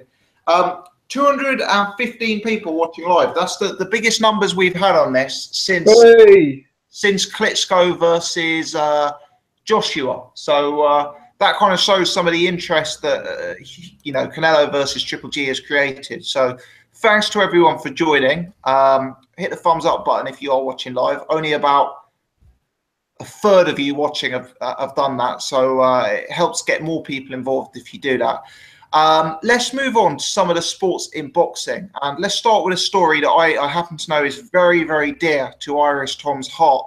Rio Ferdinand turning pro and potentially about to cut through the pro ranks like a knife through butter. Tom, we know Rio's got angles. We know Rio is no stranger to aerial combat. We know Rio is strong in the tackle. How do you think he's going to do against some of the elite competition in the sport of boxing? Well, I was just thinking, like, what would his boxing name be? Maybe First Touch of Death or First Touch of Sleep. Rio First Touch Sleep Ferdinand. I like it. I like it. How serious is this? Is this just one of those Freddie Flintoff bullshit things? Well, the British Boxing Board of Control said that they haven't issued him a licence and haven't had any inquiry about giving him a licence. But Rio's a big guy. I've actually met Rio. He's a big guy. I mean, he's going to be a cruiserweight, I would assume. Yeah. I mean, if he's a 38-year-old cruiserweight, I mean, having said that, Curtis Woodhouse won a British title. Leon Mackenzie just lost in a very competitive fashion for an area title. But surely up at cruiserweight, he'll get himself hurt, won't he, if he hasn't boxed before? I'm telling you, I know. What about the drug test? And I hope he doesn't go running off in the car this time when the drug testers come as well. Not for Rio. I know Rio's had some great personal tragedy in his life, and yeah, I feel very, very bad for him because his story is horrific. But I'm presuming Rio Ferdinand has 8 figures in the bank, if not 9 figures in the bank. And I understand that he's got kids, and you just think you've got this guy who's got wealth beyond any of our possible imaginations. He's got a great family around him. He has had tough times, but you don't want to see him beaten to a crisp, do you? No, but, you know, what level is he going to be doing it at? You know, I don't think he's ever had, I don't know if he's ever had any boxing experience. You know, while the other 2 lads, you know, came from boxing backgrounds and families and things like that. So, you know, I just think it's a celebrity story. I don't expect him to be fighting for a Southern Area title in 2 years' time. Put it that way. Yeah, definitely. I saw a few boxers, Tom, really giving out about Rio boxing on Twitter and on Facebook. I won't name names, but there's a few boxers who were particularly upset that, you know, they'd spent their entire careers grinding away at, you know, at your call, not getting any glitz and, you know, big lights on their names. Then Rio announces he's going pro and he's getting sponsored by Betfair immediately, and there's huge interest. I mean, I don't have too much sympathy with that, because any one of us could turn pro at you know, make an attempt at turning pro at football. You and I could try and do it tomorrow. We wouldn't get anywhere. You know, all Rio's trying to do is have a run in the pros, and his, you know, his name value, his name recognition is going to generate interest. But you know, for me, I see it as comparable to Chris Eubank Jr. and Conor Benn, who were celebrity boxers early on in their careers because of their surname, and you know, Conor McGregor having probably the 2nd biggest payday of all time in boxing, you know, having not boxed before. So, you know, I don't feel that he shouldn't get press or he shouldn't be given the opportunity. But at the same time, I suspect he's not going to be very good. Do you have an opinion on that? Well, the world is a cruel and unfair place. You know, when the fox dies on the side of the road, no one has a funeral for him. And when the slugs come and they eat his belly and they swallow his eyes, and the worms come in and nibble at his gonads, who's there to say a prayer or write a poem? I'm really glad I asked. The fuck? I'm really glad I asked. Yeah. I'll tell you what, Tom. You should be a judge. Jay, is it best we just move on from Rio after that, or have you got any Ferdinand's career? I think he's an athlete. Get it right. So there's half the work done. You know, he's played sport at a high level. So for some people would say he'd probably give McGregor a chance and he probably holds a bit of power. I personally wouldn't say that. But I think that, you know, I think when sportsmen finish their chosen sport, I think there's a big gap in their lives. You know, they don't have the adulation or you know, that want for to be competitive. So I think maybe that's part of it. I think it's not about the money. Obviously, he obviously has an interest in boxing because he did some interviews, didn't he, with McGregor and with Mayweather and things. So he obviously has that interest. It's just I remember when I started boxing for fun, just for sport, and I did my first spar and I got punched square in the nose and couldn't see for about 2 minutes, and then got battered around the ring by a taxi driver. Then I wonder if he'll be saying the same thing. Get me out of here as quick as you can because it hurts. So, you know, fair play to him if that's what he wants to do. Who are we to judge him? I tell you, I just want to see Rio Ferdinand's mouth guard because he's got the wobbliest lips in the world I've ever seen in my life. It's like he's got 50% extra lips. Well, Freddie Flintoff did it, so if he's like that, then yeah, it's not going to be pretty. But, you know, if you want to do it, mate, go and do it. It's your life. If you want to get your head caved in, carry on. You never know. He might be quite good. He might be a natural. I'll tell you what. Yeah. I predict they'll start him off against someone absolutely terrible. You know, they'll put him in against a light middleweight journeyman or something. And Rio will spark him in 30 seconds. And I can pretty much guarantee I'll be getting messages saying, "Oh, BG, you know, Rio looks like he's got power. What about Rio versus Usyk?" Has he got a promoter? No, but he seems to be getting some sort of platform from Betfair, I believe. So what, is he going to have his own and promote himself? And maybe that's the angle. Surely it will have to be Haymaker. They're all mates. Yeah. It'll be on Dave then. Do you know who they should? They should put him in with that fella that Dubois fought on his debut. You know, the fella who looked like a Brian King lookalike. What was his name? Marcus Kelly. Yeah, that's who they should put him in with. I'd like to see that. I wish I hadn't brought up the topic of Rio Ferdinand now, but I should learn from his. Yeah. I did not mean that to be racist as well. People are saying I was being racist. I didn't mean it to be racist. No, Irish Tom's not racist because he had a go. Who are you having a go at? You having a go at the guy from boxing? He was having a go at the guy from Irish Tom calling people out for racism that we don't even know who they are. Like that's a boxing. That's the guru from the what do you call it? You Asylum for his racist comments. I was giving him some abuse today. Now I'm going to get the abuse. But mine wasn't meant, but his was. It probably wasn't the most well-advised comment, Tom, given your history for calling everyone under the sun out for racism. But, yeah. That's true, Gossip. You better watch what you're saying there as well. I know. I'll move very, very swiftly on, probably for the best. David Haye versus Tony Bellew. Haye has come out to say that he has signed his portion of the contract and it's over to Tony Bellew now. looks very, very, very much like this fight is going to go to a rematch. Are you guys surprised?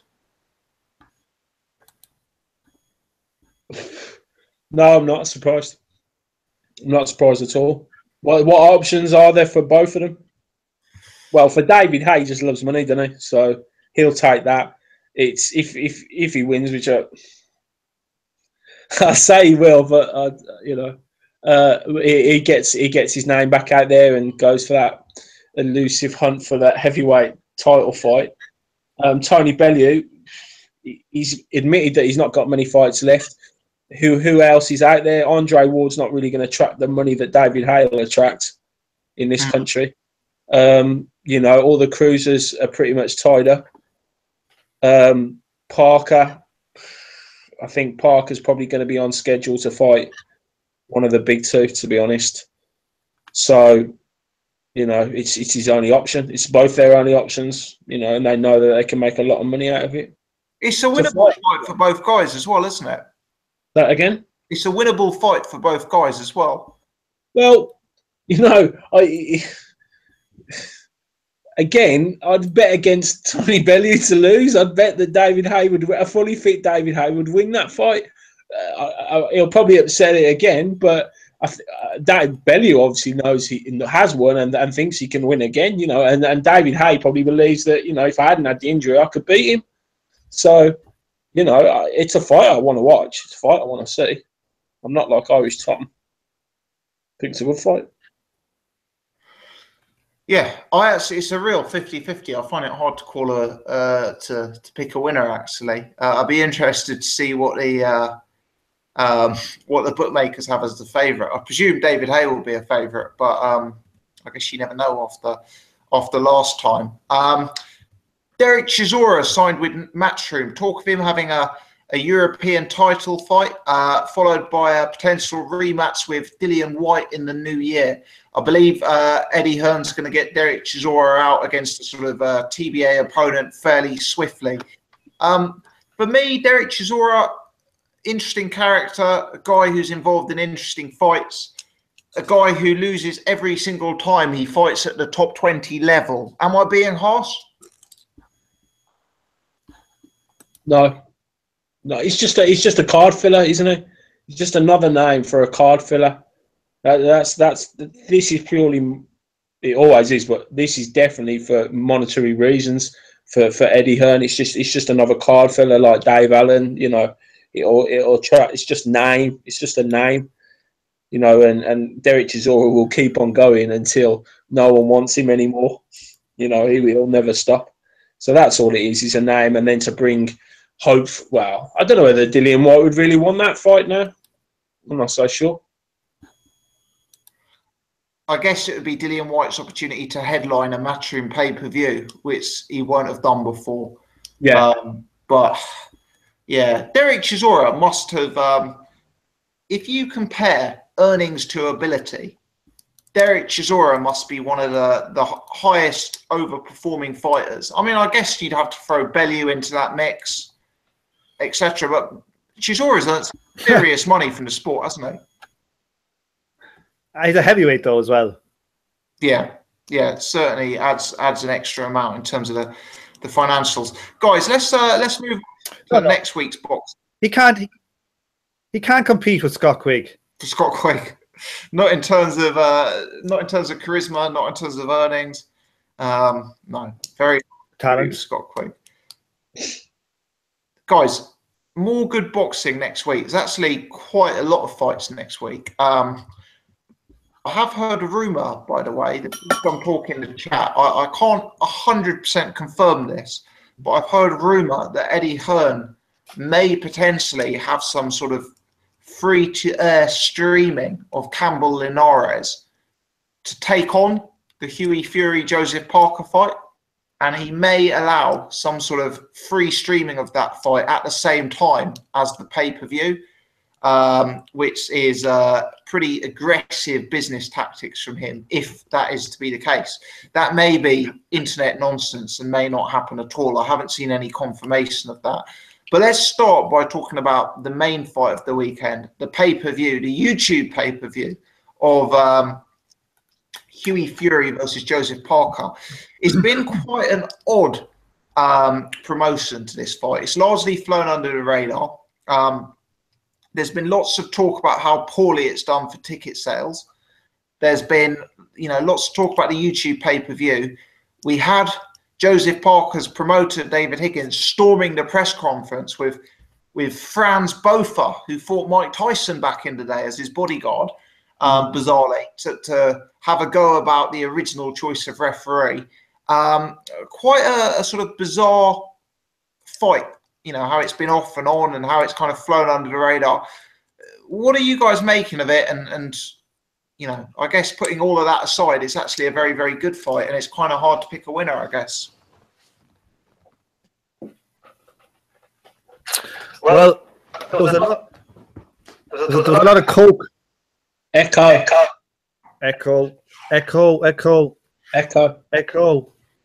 Okay, right, okay now. Go on, you go ahead. No, you go. No, you go. What do I make of it? Well, the press conference was interesting. I enjoyed that. I always like a Peter Fury rant. It has gone under the radar. I quite admire Hennessy for Mick Hennessy for putting this on YouTube. There must have been times throughout the last 5 or 6 years where he must have thought, how am I going to break this monopoly of getting my fighters onto a television platform? I can't go to Sky. Channel 5 is not really a big enough platform. And YouTube has given him the answer to his prayers, I would imagine. And he must be. I think he's probably rubbing his hands a little bit. He knows he's taking a risk with it, but I think it can only develop from there. I think it's a good thing, and it must make other promoters, think we've got a chance here of breaking the monopoly of Matchroom and of Queensbury, of Frank Warren to get our fighters out there and get them more exposure, and it hopefully it will make Eddie Hearn and Frank Warren and that sit up and think, this is a definite, this is competition, and this, we need to step things up a little bit. And I think it's a good thing that it's going on YouTube, and I admire him for taking the risk. As far as the fight goes, it is a 50-50. I haven't seen enough of Hughie Fury for such a long time to really know what sort of shape he's going to be in, and how he's going to play this. It's a tough fight, and if whoever wins it is setting themselves up for some really big fights. Yeah, I agree. I think it's a good fight, and like you, Jay, I actually like the idea of the YouTube platform for boxing. I'm not sure that this is the right fight to launch it. I'm not sure it'll be successful, but I do like it. I'm actually going to be traveling this weekend, and for me, it's fantastic that I don't have to be positioned in front of a TV or having a skybox. I can watch it on my phone or my laptop, or and it's good. It's good. I like the idea of YouTube. It's just we'll have to see if the fight itself lives up to it. Tom, I believe you're fairly confident of a Hughie Fury victory in this one. Yeah, I think it's a good fight, as in, the bookies have a 50-50. But I think it's just a clash of styles here. I think it's just, I expect Hughie to win this fight easily. And I know I'm sticking my neck out there, but I believe in, the first night I rang into your pre-podcast shows, you're asking, what was your, prospect? My number one was Hughie Fury. And I still feel like that. I think Hughie's an exceptional boxer. There's not a boxer like him in the heavyweight division. And, he's over his illness. He looks like he's put on a lot of muscle. That's what Peter has said. I just think, Joseph Parker is a flawed fighter. He's got very obvious flaws, and Hughie is exactly the type of fighter to exploit them. So, and I watched the one about the pay-per-view, the interview on IFL with Mick Hennessy, and he was like, you know, I think McKenzie always comes across as very likable, and I was watching it going, geez, maybe I'll actually buy this pay-per-view. And then I was like, no, fuck it. But he was saying like that, you know, he wants to break the monopoly, and he's true, there is a monopoly there. And I think the thing is as well is that but he said that he wants to, hopefully that they'll bring down the price of the pay-per-views. But I no more believe that. Same old crap that Eddie Hearn used to say, and, you know, Frank Warren say when they're trying to talk up their book. So, you know, I hope Hughie wins, but, you know, I think it'll probably be a promotional disaster. Yeah, in terms of the styles, Tom, I think a lot of the New Zealand fans, and I do have a decent amount of fans who tune in, boxing fans who tune in from New Zealand. A lot of them cannot understand why people like you and I are picking Hughie Fury. A lot of them see Joseph Parker as an athletic power puncher who brings a lot of pressure, and they view Hughie Fury as a guy who doesn't have a lot of power, doesn't have a lot of athleticism, throws a bit of a jab, looks a bit one-paced. Can you kind of give a bit of, and as you know, you and I are identical on this one, but can you kind of give an insight as to how you see this fight breaking down, and, you know, what you think will actually happen in the ring, which will mean Hughie will be the successful one here? Look, I just think that, you know, we look at, say, what Peter did with Tyson, you know, and how he molded Tyson from being a kind of a brawler into an inside fighter, into a distance fighter. But he's always had his hands on Hughie. And Hughie is a consummate outside fighter with a very, very good jab. And, you know, he's apparently put on quite a bit of muscle. I think he's going to be hitting a lot harder. He's going to have better stamina. You know, and how many rounds has Hughie lost in his career? Like, has he lost 4 rounds or something? That's probably about it. Yeah. He probably lost a round or 2 against Cassie and a round or 2 against Rudenko. You know, and look what Rudenko did with Povetkin. He went the distance and probably won a couple of rounds. You mean Lucas? Or did he get stopped? No, Rudenko fought Povetkin. You saw? Yeah, it was his last fight. Oh, okay. I think so. I missed that. Okay. I'm not saying you were wrong, mate. I'm just saying. Oh yeah, you're spot on, mate. Spot on. You are. You are. Oh yeah. No, fair point. And Rudenko also did very well against Lucas Brown. Almost beat Lucas Brown. Yeah, and I just think that he's very likely to.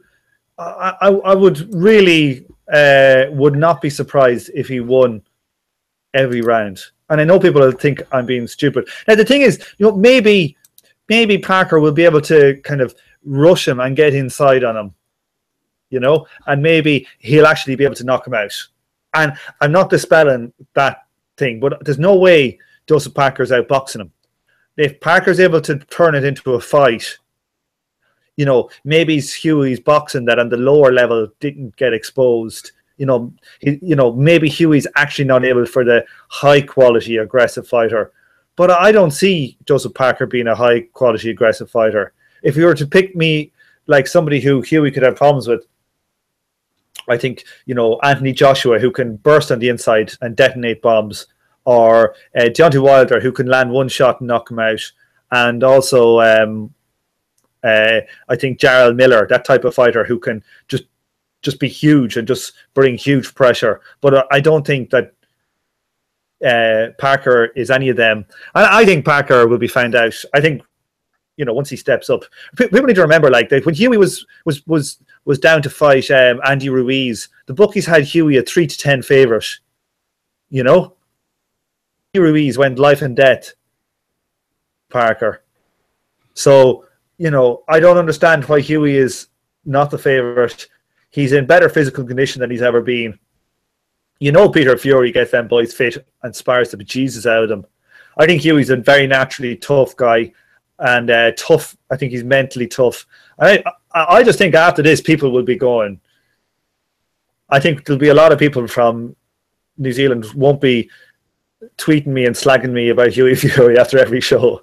I think Giovanni, if he's listening, I think he might do a runner. I might never hear from him again. Well, that would be nice. But yeah, I think Hughie Fury, right? I think after this fight, a lot of the Parker faithful will be going with the, oh, he ran all night. Oh, he didn't stand and fight. You know, Parker wanted a fight. All of this sort of stuff. I totally agree with your comments there, Iris. I think you're spot on. A lot of the New Zealand fans contacting me are telling me Parker's going to get inside Hughie's jab, release devastating combos on the inside and wear him down. Parker is not a good inside fighter. You look back at Parker Takam, you look back at Parker Ruiz, the Takam fight in particular, Parker really struggled in that fight. He routinely lost rounds when the fight was up close. Where Parker is actually a good fighter is when he can get his jab off from range and when he can put together fast-handed combinations from distance. I suspect he will really, really, really struggle to do that against Hughie Fury. Parker's defensively open, his chin's up in the air, he's got no head movement, and his jab is half the jab of Hughie's. He's also a smaller man than Hughie's. You know, I don't think he's an effective fighter on the inside. He's at his best at range, and if he keeps it at range, I think Hughie outboxes him quite comfortably. It's a comfortable win for Hughie. Yeah, I just can't see any result other than maybe a knockout. Maybe he has the ability to turn it into a fight, and he gets a knockout. But I don't give that much of a chance. You know, like if he has the chance, if he has the ability to turn it into a fight, then it might become a 50-50 fight. You know what I mean? But I think that Hughie's going to be able to school him. I think people are really sleeping on Hughie. Maybe people haven't seen enough of him. You know, I remember when I first saw Hughie, I didn't think that much of it. But like the last few times I saw him, you know, I really rated him. You know, so I just think he's this should be. I think it'll be easy work. I think it'll be easy work. You know, you can get, what was it? Is it 5-4 you can get on Hughie? You're getting better than 50-50 at home. And, you know, with all the advantages being at home has, you know, and just the styles of it. So I think Hughie might hurt the body as well. I think Hughie's an underrated body puncher who's going to be hitting harder than he's hit before. Look, Parker's a good fighter. Parker's got a lot of attributes in there that Hughie doesn't have. Parker's the more natural athlete than Hughie. He's got faster hands than Hughie. Parker's got, he's probably got more punch power than Hughie. You know, he's had 12-round fights. He's been in with tougher opposition probably. There are reasons to like Parker in this. And he is a good heavyweight. But I agree that Parker is an incomplete fighter. Parker hasn't improved as he stepped up in levels. The same deficiencies that were evident in Parker's game 2 or 3 years ago haven't been ironed out, and they're still there. So Hughie Fury is kind of all about the potential, you know, because he hasn't proven it. He hasn't proven it against this level. So it's all about the potential. But I think Hughie has the potential to be a dominant world champion. And maybe I'll prove to be wrong with that. But that's my take. Yeah, no, I think I think, you know, you can. Oh, sorry, I was going to say that you can get Hughie at 13-2 for the knockout, and I would not be surprised with a knockout because if you're on the end of a very hard jab for, you know, a heavyweight jab for 8-10 rounds, and you know you're getting beaten up and you can't land, you know, it's a tough fight. You know, I'm not saying that Parker is chinny or he can't take a shot, but you know, that could even be worth a small value bet. I completely agree. I think I'm not saying Hughie knocks out Parker. I'm not saying I'd predict that, but I do think there's a higher chance of him knocking out Parker than 13-2. Yeah, I can't wait because I'm a big Hughie fan, and I've been waiting so long for it. and we've, you know, there's been so many mess ups and cancelled fights and everything. And God, you know, I'd love Hughie to come through and because you know. Do you know what's great about the moment? All these boxers, since Floyd and Manny are gone now, a lot of these fighters, they're all talking about unifying and taking on hard fights. We've had a great year. When you hear Hughie talking, he's like going, I'm here to stay. I'm here to reign. I'm here to clean up and unify all these belts. And I'm coming for people, you know. And, you know, Hughie is not Tyson. They're very different types, you know. Hughie's a much more level, you know, less emotional guy, and like he's less likely to, you know, I think he's very dedicated to boxing, and he's likely to actually stay at the top. Wait, yeah, you know, so I'm really looking forward to, you know, and people, you know, I've said it before that I expect Hughie to have a good, you know, I nearly pick him to beat Joshua. Now maybe I don't now as much, but we'll see. I wouldn't be surprised. That'd be a great fight. Well, yeah, I think it's a good fight stylistically. Yeah, no, just really looking forward to it. Really, really looking forward to it. Yeah, he's very dedicated to boxing. He doesn't blow up in weight. He doesn't drink alcohol. He's not that kind of character. He's turned 23 yesterday, I believe. I mean, this guy has not got a style that will age quickly. You know, he's not a guy who relies on tremendous athleticism. If Hughie wins this belt, he could be on the world title scene for 15 years. You know, that's my honest opinion. We could see the crowning of someone very, very special.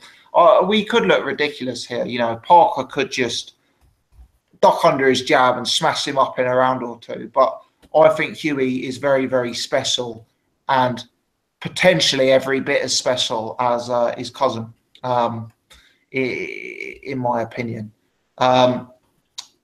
Jay, let's talk about some of the other action this week. Let's start with Linares versus Campbell. Is that a fight you'll be looking forward to, and how do you see that one going, mate? Yeah, I always like to watch Linares. You know, after his last performance, I was just really impressed by him. I think he's just like, after his last performance, my opinion of him went massively up. He was such a good performance, so technically gifted, so really skillful, and I just can't see Campbell having a prayer. I don't see it at all. I think it'll be a comfortable win, and I think Campbell will get found out as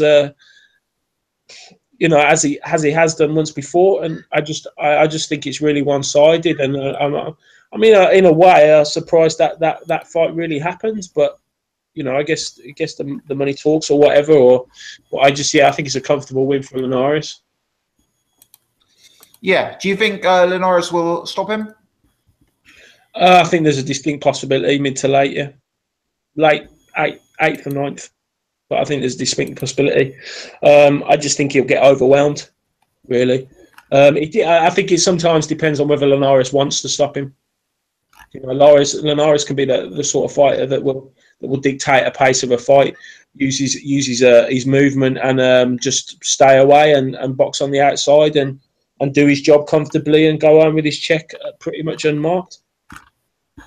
I think you're probably right. I think Linares stops Campbell. However, the only thing I will say is Campbell has a chance in this fight. He's not going to outbox Linares. Campbell's got frailties. But he's an improving fighter, Campbell, and he is a big puncher. And let's not forget, I think, again, I'll give another second shout out of this podcast to Ultratech Sports. Ultratech Sports reminded us the other day of how almost out on his feet Linares was against Kevin Mitchell. Yeah. You know, if Kevin Mitchell can put him in that spot, a guy like Luke Campbell certainly can. So Campbell's got a chance. He's got a puncher's chance, a roll of the dice.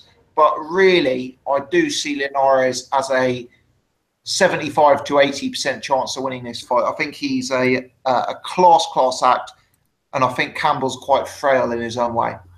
Yeah, I think Linares learned a lot from that fight. Lads, I watched that fight again just about a week ago, and I don't think that fight was very close. Like what fight? the Linares versus Kevin Mitchell. I'm not saying it was close. I'm saying that Mitchell at one point had Linares in big trouble. He knocked him down, didn't he? But that was about it. Like in any of the, it was like it was a very good fight, as in like it was kind of closely matched at times. But Linares bet the shit out of him. And the rounds that Sky were given to Mitchell, really when you watch them now and you look at them kind of less caught up in the moment, Linares was winning them. There was like home time cooking on some of them judges' scorecards. Like, Linares, he beat him up so badly. He made him a shot fighter overnight. He bet the shit out of him. So I don't know. Like if Linares is the same fighter as he was against Crolla, I agree with you, Gossip. I think you should stop him. You get 1-4 on Linares at the bookies. I think it's probably about right. Yeah, I don't see any value in it because I do think Campbell's a threat. For example, Tom, I think I'm right in saying that I got evens on. Actually, I think I might have got better than evens on Linares to beat Crolla. No, maybe it was a shade of odds on. But I think I got something like maybe 8-13 or 4-6 on. The first time. Yeah. Campbell's got a much bigger chance than I'd pick Campbell over Crolla. Let's put it that way, because I think Campbell is fundamentally a more dangerous fighter with more chances of winning.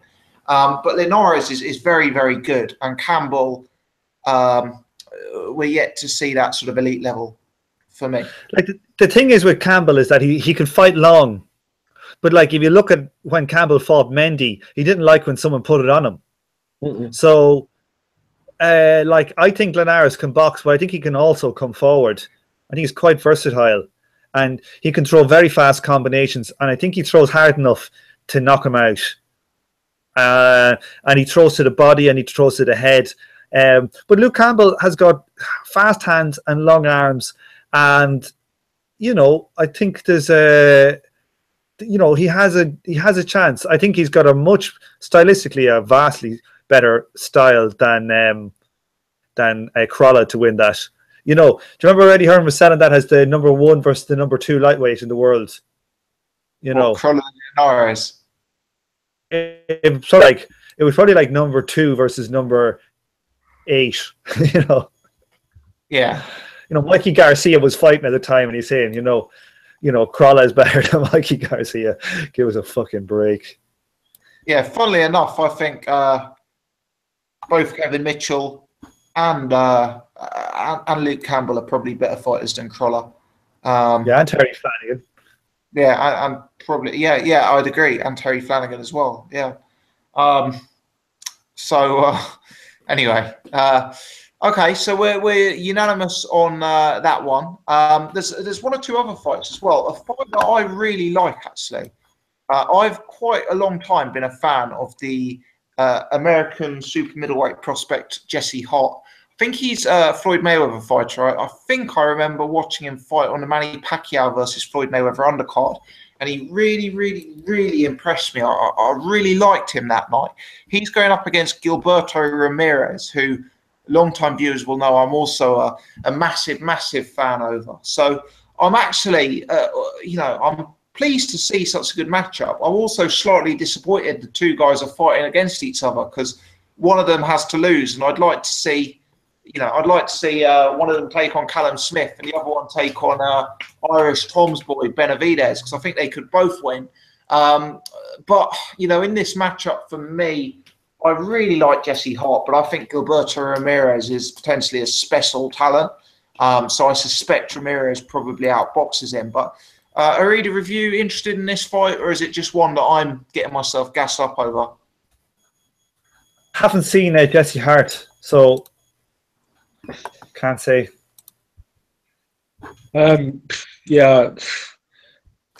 I'll watch it because I like watching boxing, but I don't know enough about Jesse Hart. But I was never that impressed by Ramirez. I think last time out, I think because I know you guys really like him, or I know you do, Tom. And Yeah. I last time out, I wasn't that impressed, to be honest with you. He doesn't really bowl me over as something, exceptional. So yeah, I don't know, but I don't know enough about Jesse Hart to really give you a full breakdown. Yeah. Well, to be fair, I haven't seen a huge amount of Jesse Hart. It's the same Jet isn't on the search tonight because I know he's been following him since the amateur days. Yeah, he looks decent to my uneducated casual eye. The other fight, of course, is another one from the World Boxing Super Series. Yulia Dorticos versus Dmitry Kudryasov. Now, Kudryasov has developed this reputation as one of the most fearsome punchers in the planet. I should also say Oscar Valdez is fighting as well, although I haven't heard of his opponent. So Dorticos versus Kudryasov. I was actually surprised. I don't know too much about Dorticos. I've heard good things, but I haven't seen too much of his back catalogue. He's actually quite a big favourite over Kudryasov. Now, Kudryasov is a beatable fighter with immense power as far as I'm concerned. But perhaps you guys can educate me a bit more on Dorticos. Is he pretty handy? He's not your typical Cuban, I don't think. Okay. He likes to brawl. He likes to get stuck in. They've both got big knockout records, so this could end quite early. I think that Dorticos is someone that could go quite far in this competition. I quite like him. He's very aggressive, but doesn't really resemble that much, as I said, as a Cuban fighter. Has always fought in the States, where his opponent has always fought in Russia. So this is the first time. Why they're fighting where they're fighting? Is it Texas they're fighting? Is that San Antonio? Yeah. So it's a strange call to fight there. Is that the same place where Canelo had that big fight? Is that right? The Alamo Dome. That who had the big fight? Canelo. Canelo had the big outdoor fight. I don't think so. No. So yeah, I think he's like a quiet little favourite that I'd have for this competition. If you from what I've seen of him, yeah, he's a big puncher and he likes to open up and he's not scared to let his hands go. So I as the bookies say, he's the favourite, and I would take him down to win as well. What, the bookies have him as a favourite? No, the bookies have him as a favourite over Kudryasov, not outright. Wow. They actually have him as 1-2-1 against Kudryasov, mate. Wow. Kudryasov is a killer. He's not. Yeah. I've seen Kudryasov fight a few times. I'm not sure how good he is, though. He's clearly a huge puncher, but I'm not sure he's actually very skilled. Oh, I agree, but he's still a killer. Like, you're going to have to go through a huge puncher, apparently. Yeah, like a lot of people rate him as the biggest puncher in, like pound for pound nearly in all of boxing. Yeah, but who's he could say that about anyone. Who's he really fought? I know, but I think he's got 22 fights, 21 knockouts, and the other one he got beaten. The other one was that great fight with Durodola. And he just went balls to the wall for a long time, and then Durodola kind of weathered the storm and caught him. But Dorticos got 21 fights, 20 knockouts. So, He's got 20 knockouts as well. Yeah. Jesus, yeah. That's going to... tell you, this World Boxing Super Series is fucking brilliant. And I think... Isn't it brilliant? Every weekend we have at least one well-matched fight. Yeah, and I think for in this competition, when you've got two fighters that have got such big knockout records and there's so much on the line and they're so desperate to progress, that's where you're going to see the explosive fights, aren't you? Especially against two guys like this. But looking at here, I'm looking at... I'll give you the updated odds on this tournament. For the cruiserweights, Usyk 1-2, Gassiev 5s, Bradis 5s, Dorticos 12s, Kudryasov 20s, Mike Perez 20, Vladarchik 80. I might have a few quid on Mike Perez, you know. I think, Gossip, you're throwing your money away. Yeah, that's interesting. Do you think Bradis will beat him? Look, I think a good few could beat him, and you don't have any idea what condition he's in. Oh, he's in fantastic condition. No, but you can look fantastic condition, but he's old, isn't he? And he's been in some wars at heavyweight. I think he's quite young. Mike Perez, no, he's not that. I think he's 30 or something. How old is he? An old guy. Let me check here now. I'll have a look. 31. Mike Perez is 31. So I just he's fought once in 2 years. And not even at that weight. Oh, once at that weight. So. He might do well or he might not. Even if he was in prime condition, I still wouldn't have him much more than 5s. But what was I going to say? You wouldn't have more than 5-1. I don't think so. He's 22-1 though, mate. That's what I'm saying. I know. I'm saying if he was in prime condition and has been fighting a lot at that weight, you might have him at 5s or 4s. But I don't think, now hasn't fought really in 2 years. It's a different weight class and he's been on the booze, been an alcoholic for a while, so that's got to just add a lot of risk. Let me give you the middleweight, super middleweight odds.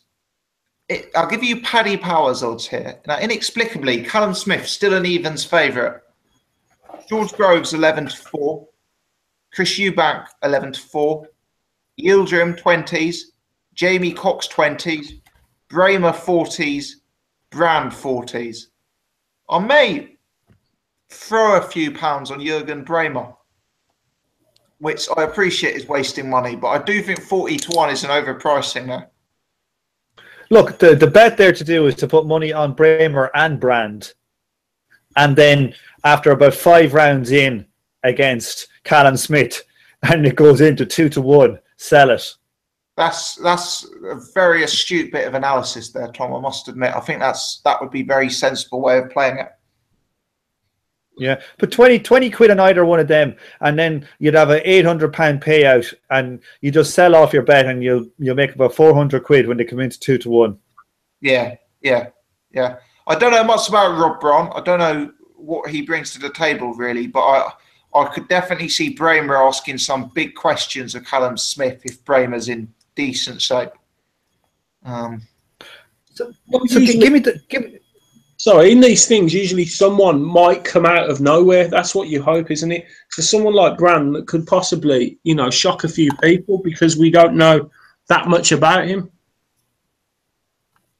Yeah, I guess there's a few like that. Yildirim, Jamie Cox.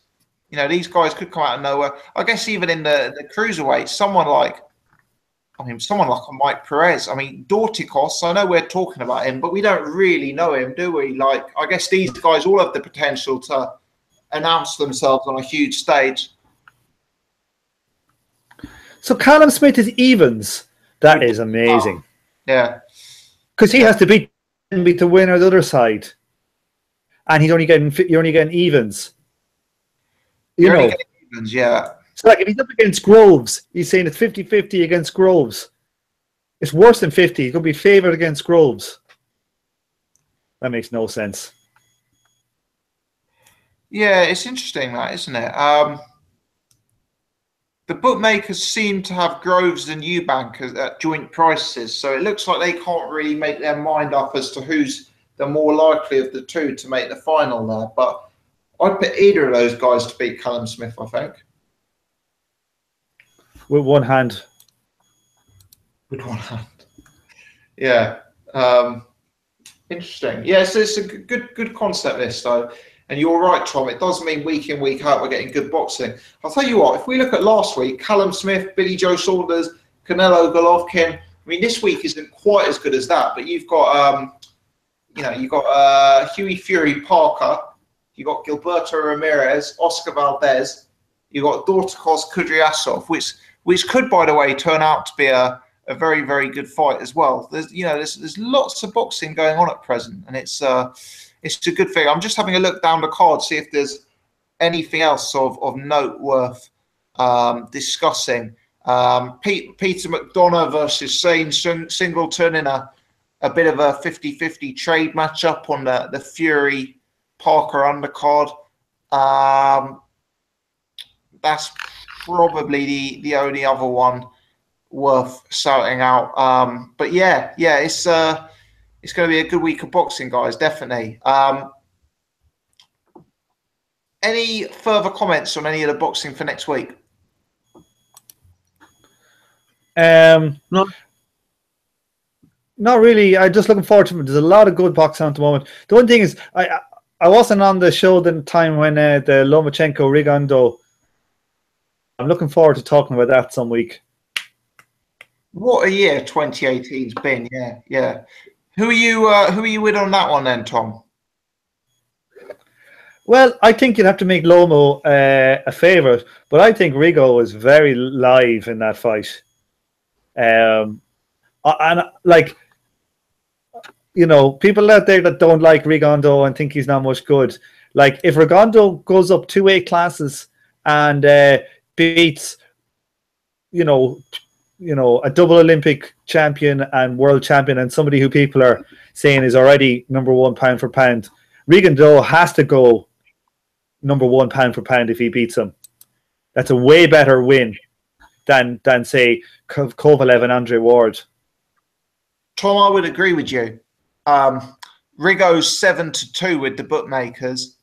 I think that flatters him. I don't think he's got that big a chance. I think Rigondeaux is I think he's going to get really badly beaten up in that fight. No, I don't think so. I think that's a 4-6, 6-4 fight. Like, I think when Rigondeaux fought what you call him, Donaire, who's actually fighting. You're right, actually, Jay. I was looking up. That is in that massive stadium. Donaire is fighting in it too on the undercard for that Dorticos Kudrashov fight. But when he fought Donaire, apparently Donaire weighed in that for fight night at something like 135 pounds. Like, it was 122 and it's 135. And your man Lomachenko is not going to be swelling up a huge amount. He's probably only going to be about 138. Now, I know he's a much better boxer than what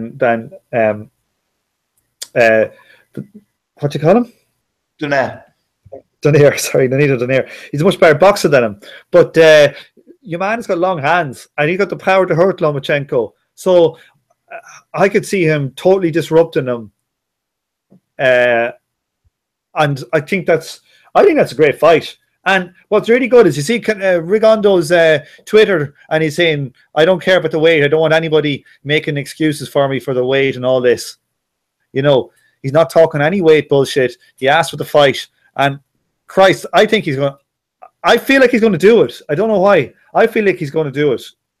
I know I'm a big fan of Rigondeaux, but I know he's underdog, but I'm going to pick him to beat him. I know that's kind of left field. And even if imagine if he gets bets, the thing is, you know, there's a likelihood that Lomachenko, he's going to be fighting them judges as well. You know? But if Rigondeaux gets only loses by a punch or two against Lomachenko or gets rolled out of it, you know, he's got to go right up to the top of the pound for pounds. I think he'll get knocked out. I do. No way.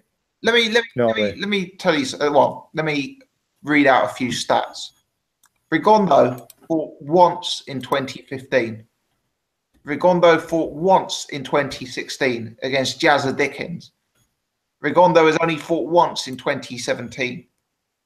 When he steps into the ring against Vasyl Lomachenko, he will be a 37-year-old man. In his professional career to date, he's got one very good win against Nonito Donaire, although that win is a bit questionable in terms of how good Donaire was at that point. I think that's something that has been discussed over the years. he's had several other fights, against decent names, the likes of Agbeko, Amagasa, etc. He's been hurt in a few of those fights. I think he's been dropped in multiple fights. And this is a guy who really is a bantamweight, if you look at him. I know he's been campaigning at super bantamweight, but really he's a bantamweight. He's stepping up in multiple weight classes. He's an old guy who's been very inactive, who's been hurt in fights, who's exceptionally low volume. And he's going up against someone where he's not going to have the amateur advantage for once in his career. And he's going up against someone who's going to bring exceptional volume. I just don't see. I think the timing is all wrong for Rigondeaux here. No, look, Rigondeaux is only 2 inches smaller in height, and he's got 2 inches longer arms, right? And Rigondeaux is a genius at breaking the rhythm of the other guy. That's his whole style, is breaking the other guy's rhythm. It's like in fencing, you try and break the guy's rhythm and then you attack. And Rigondeaux is great from that. Like, if anybody is going to be able to disrupt the rhythm that Lomachenko, the unorthodox rhythm that Lomachenko brings, is going to be Rigondeaux. And he's got longer arms. So the height doesn't really make much difference. And the thing is, as well, is he's a natural puncher. You see him like in there, he fought there a few months ago against your man Flores. He fucked him up in that first round. He landed a few punches, knocked him out. Rigondeaux has got world-class power. He's got, for me, Rigondeaux is probably a top 10 puncher in the world. Could even be top 5 for his weight class. World-class power. And I think that he has the power to keep Lomachenko off, and he's got the boxing ability. Now, I know he's underdog, but I'm going to pick him. But he might get rolled on the cards. He has got some power, but 6 guys have gone the distance with him, and that's at lower weight classes. I just find it hard to believe he's going to move up multiple divisions against a guy who is famously hard to hit, and just be lame. Remember, this is bantamweights. They don't usually have good knockout stuff, and when you see him, he's happy to just prance around and get a UD sometimes. It's in his nature. In those fights where he didn't get the knockout, if he was bothered, he would have knocked those guys out. You can see it in him. When he wants to actually knock a guy out, he just turns it on, he just knocks him straight out. No, yeah. But that's not against Lomachenko, isn't it? This is no, I'm not saying, I'm saying it's against Lomachenko, but I'm just saying his power is legit. I think he's legit power. And he's got, brilliant boxing brain. So, if the two of them were the same size, I'm going for Rigondeaux. And I understand that he's an underdog. And I think he's right, he's a bit of an underdog. But I'm still going for him. And that he's 37 and hasn't had 36. 37 by fight night. And he hasn't had a fight for years. And he hasn't had a big fight for years. And he's only been having... he's been hugely inactive. Surely these things are going to count against him. He's going to I think people are hugely misjudging this fight if they think he's going to get run over. I actually think Rigondeaux is sometimes overrated. I know he's. I know you do. I know he's elite amateur. I know he's got a huge amount of attributes. I know he's a very, very, very good fighter. But essentially, the hype around Rigondeaux stems from that Nonito Donaire fight.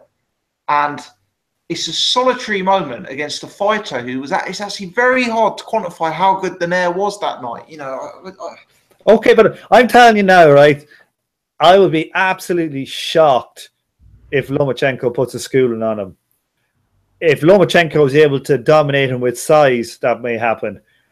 I expect... schools him in terms of class, but I do think he goes through him. I expect Rigo to actually deserve to win, whether he gets to judge. It's like this Golovkin one. I expect him to deserve that win. But it's all against him. He'll have to really dominate to get the decision. But I think if there's a style out there in those lower weight classes to beat Lomachenko, it's either a quality brawler or and or someone like Rigo. But let me ask one final question on this one. How many times have you seen Rigo hurt? I don't think I've ever seen him hurt. Okay, how many times have you seen him dropped? Well, he's been dropped against Amagasa. Was it twice in that one? But he was beating the shit out of him. But he's been and Amagasa is a freak, well, hasn't he? Yeah, he's been dropped once in. He dropped it at the end against Donaire, and maybe against Cordoba. But Cordoba was very early. That was his first step up. What I'm getting, he's getting dropped multiple times at lower weight classes against lesser competition, and he's now stepping up. And I'm not one of these Lomachenko superfans, but he's stepping up multiple weight divisions against a guy who brings huge output, is a lot younger than him. Like, it's just, I just think it's all wrong for him. But look, output, that output is nonsense, because that output's only good because Lomachenko is able to impose his style. And I think Rigo will stop him from imposing his style. And, the output thing, Donaire used to have a very high output, and he was able to do nothing to Rigondeaux. He got schooled and got beaten up. So I think he'll bring Lomachenko's output right down, I expect, unless he's not able to handle Lomachenko's unorthodox, new, kind of innovative style. But I think he will. I think Rigo's one of those fighters like Andre Ward or Floyd that they have an elite understanding of how to negate and disrupt rhythm of other people's other fighters. So I think he'll just take Lomachenko's game away from him, and I think he'll be able to hurt him. But look, we always talk about these other fighters about, it doesn't matter if you get knocked down. It's like, what happens when you get back up? And he's always been, after he got knocked down, he just gets back up straight away. And he's never been, like, hurt. Most of them, they've usually just been caught by some lanky guy or something. Yeah, off balance or something. That's a fair comment, Tom. But this fight is that super featherweight, right? Yeah. Okay. So 130. No, yeah, 130. I think your comment is fair about, you judge a chin not by if someone's dropped, but if by they can get up and win the fight. That's a fair comment. I've used that one myself in the past. But I do think it's a different story when they're moving up multiple weight classes for a fight. Then I think it becomes a factor. But look, you remember I shat on Kell Brook fighting Golovkin, but I think this is a great fight. Yeah, I think that this is one of those cases where you have where these jumps are reasonable. Where you got the super elite guy. It's like Manny Pacquiao jumping from 135 to Oscar at 147. I think this is one of those type of cases. I think that Rigo could fight in the featherweight division and beat most of them. You know what I mean? He could be a featherweight even though he's too small. The same way Manny could be a 147 fighter even though he's a 135 fighter. Don't get me wrong, I think it's a good fight. I think it's a great fight, and I'm glad it's happening. I think both of these guys really need a big-name opponent to take their games and take their profiles to the next level. So I'm pleased with the fight. It's on ESPN in America, which is as close to free-to-air as you get in America. Yeah. So it's good stuff. It's good stuff. Guys, we've overrun. Let me ask Jay. Jay, before we call it a night, anything you'd like to add or any other topics to throw into the mix? Just a quick thing. Jake LaMotta died, 95, which is quite sad. Yeah. And he said, my nose was broken 6 times, my hands 6 times, I fractured a few ribs, 50 stitches over my eyes, but the only place I ever got hurt was out of the ring. God bless Jake LaMotta. I like it. Tom, anything else you want to throw into the mix, mate? Nothing that I can think of. Fantastic. Okay. Right. Thanks to Jay. Thanks to Tom for giving up their Wednesday evenings. Enjoyed it. Covered a huge amount of ground tonight.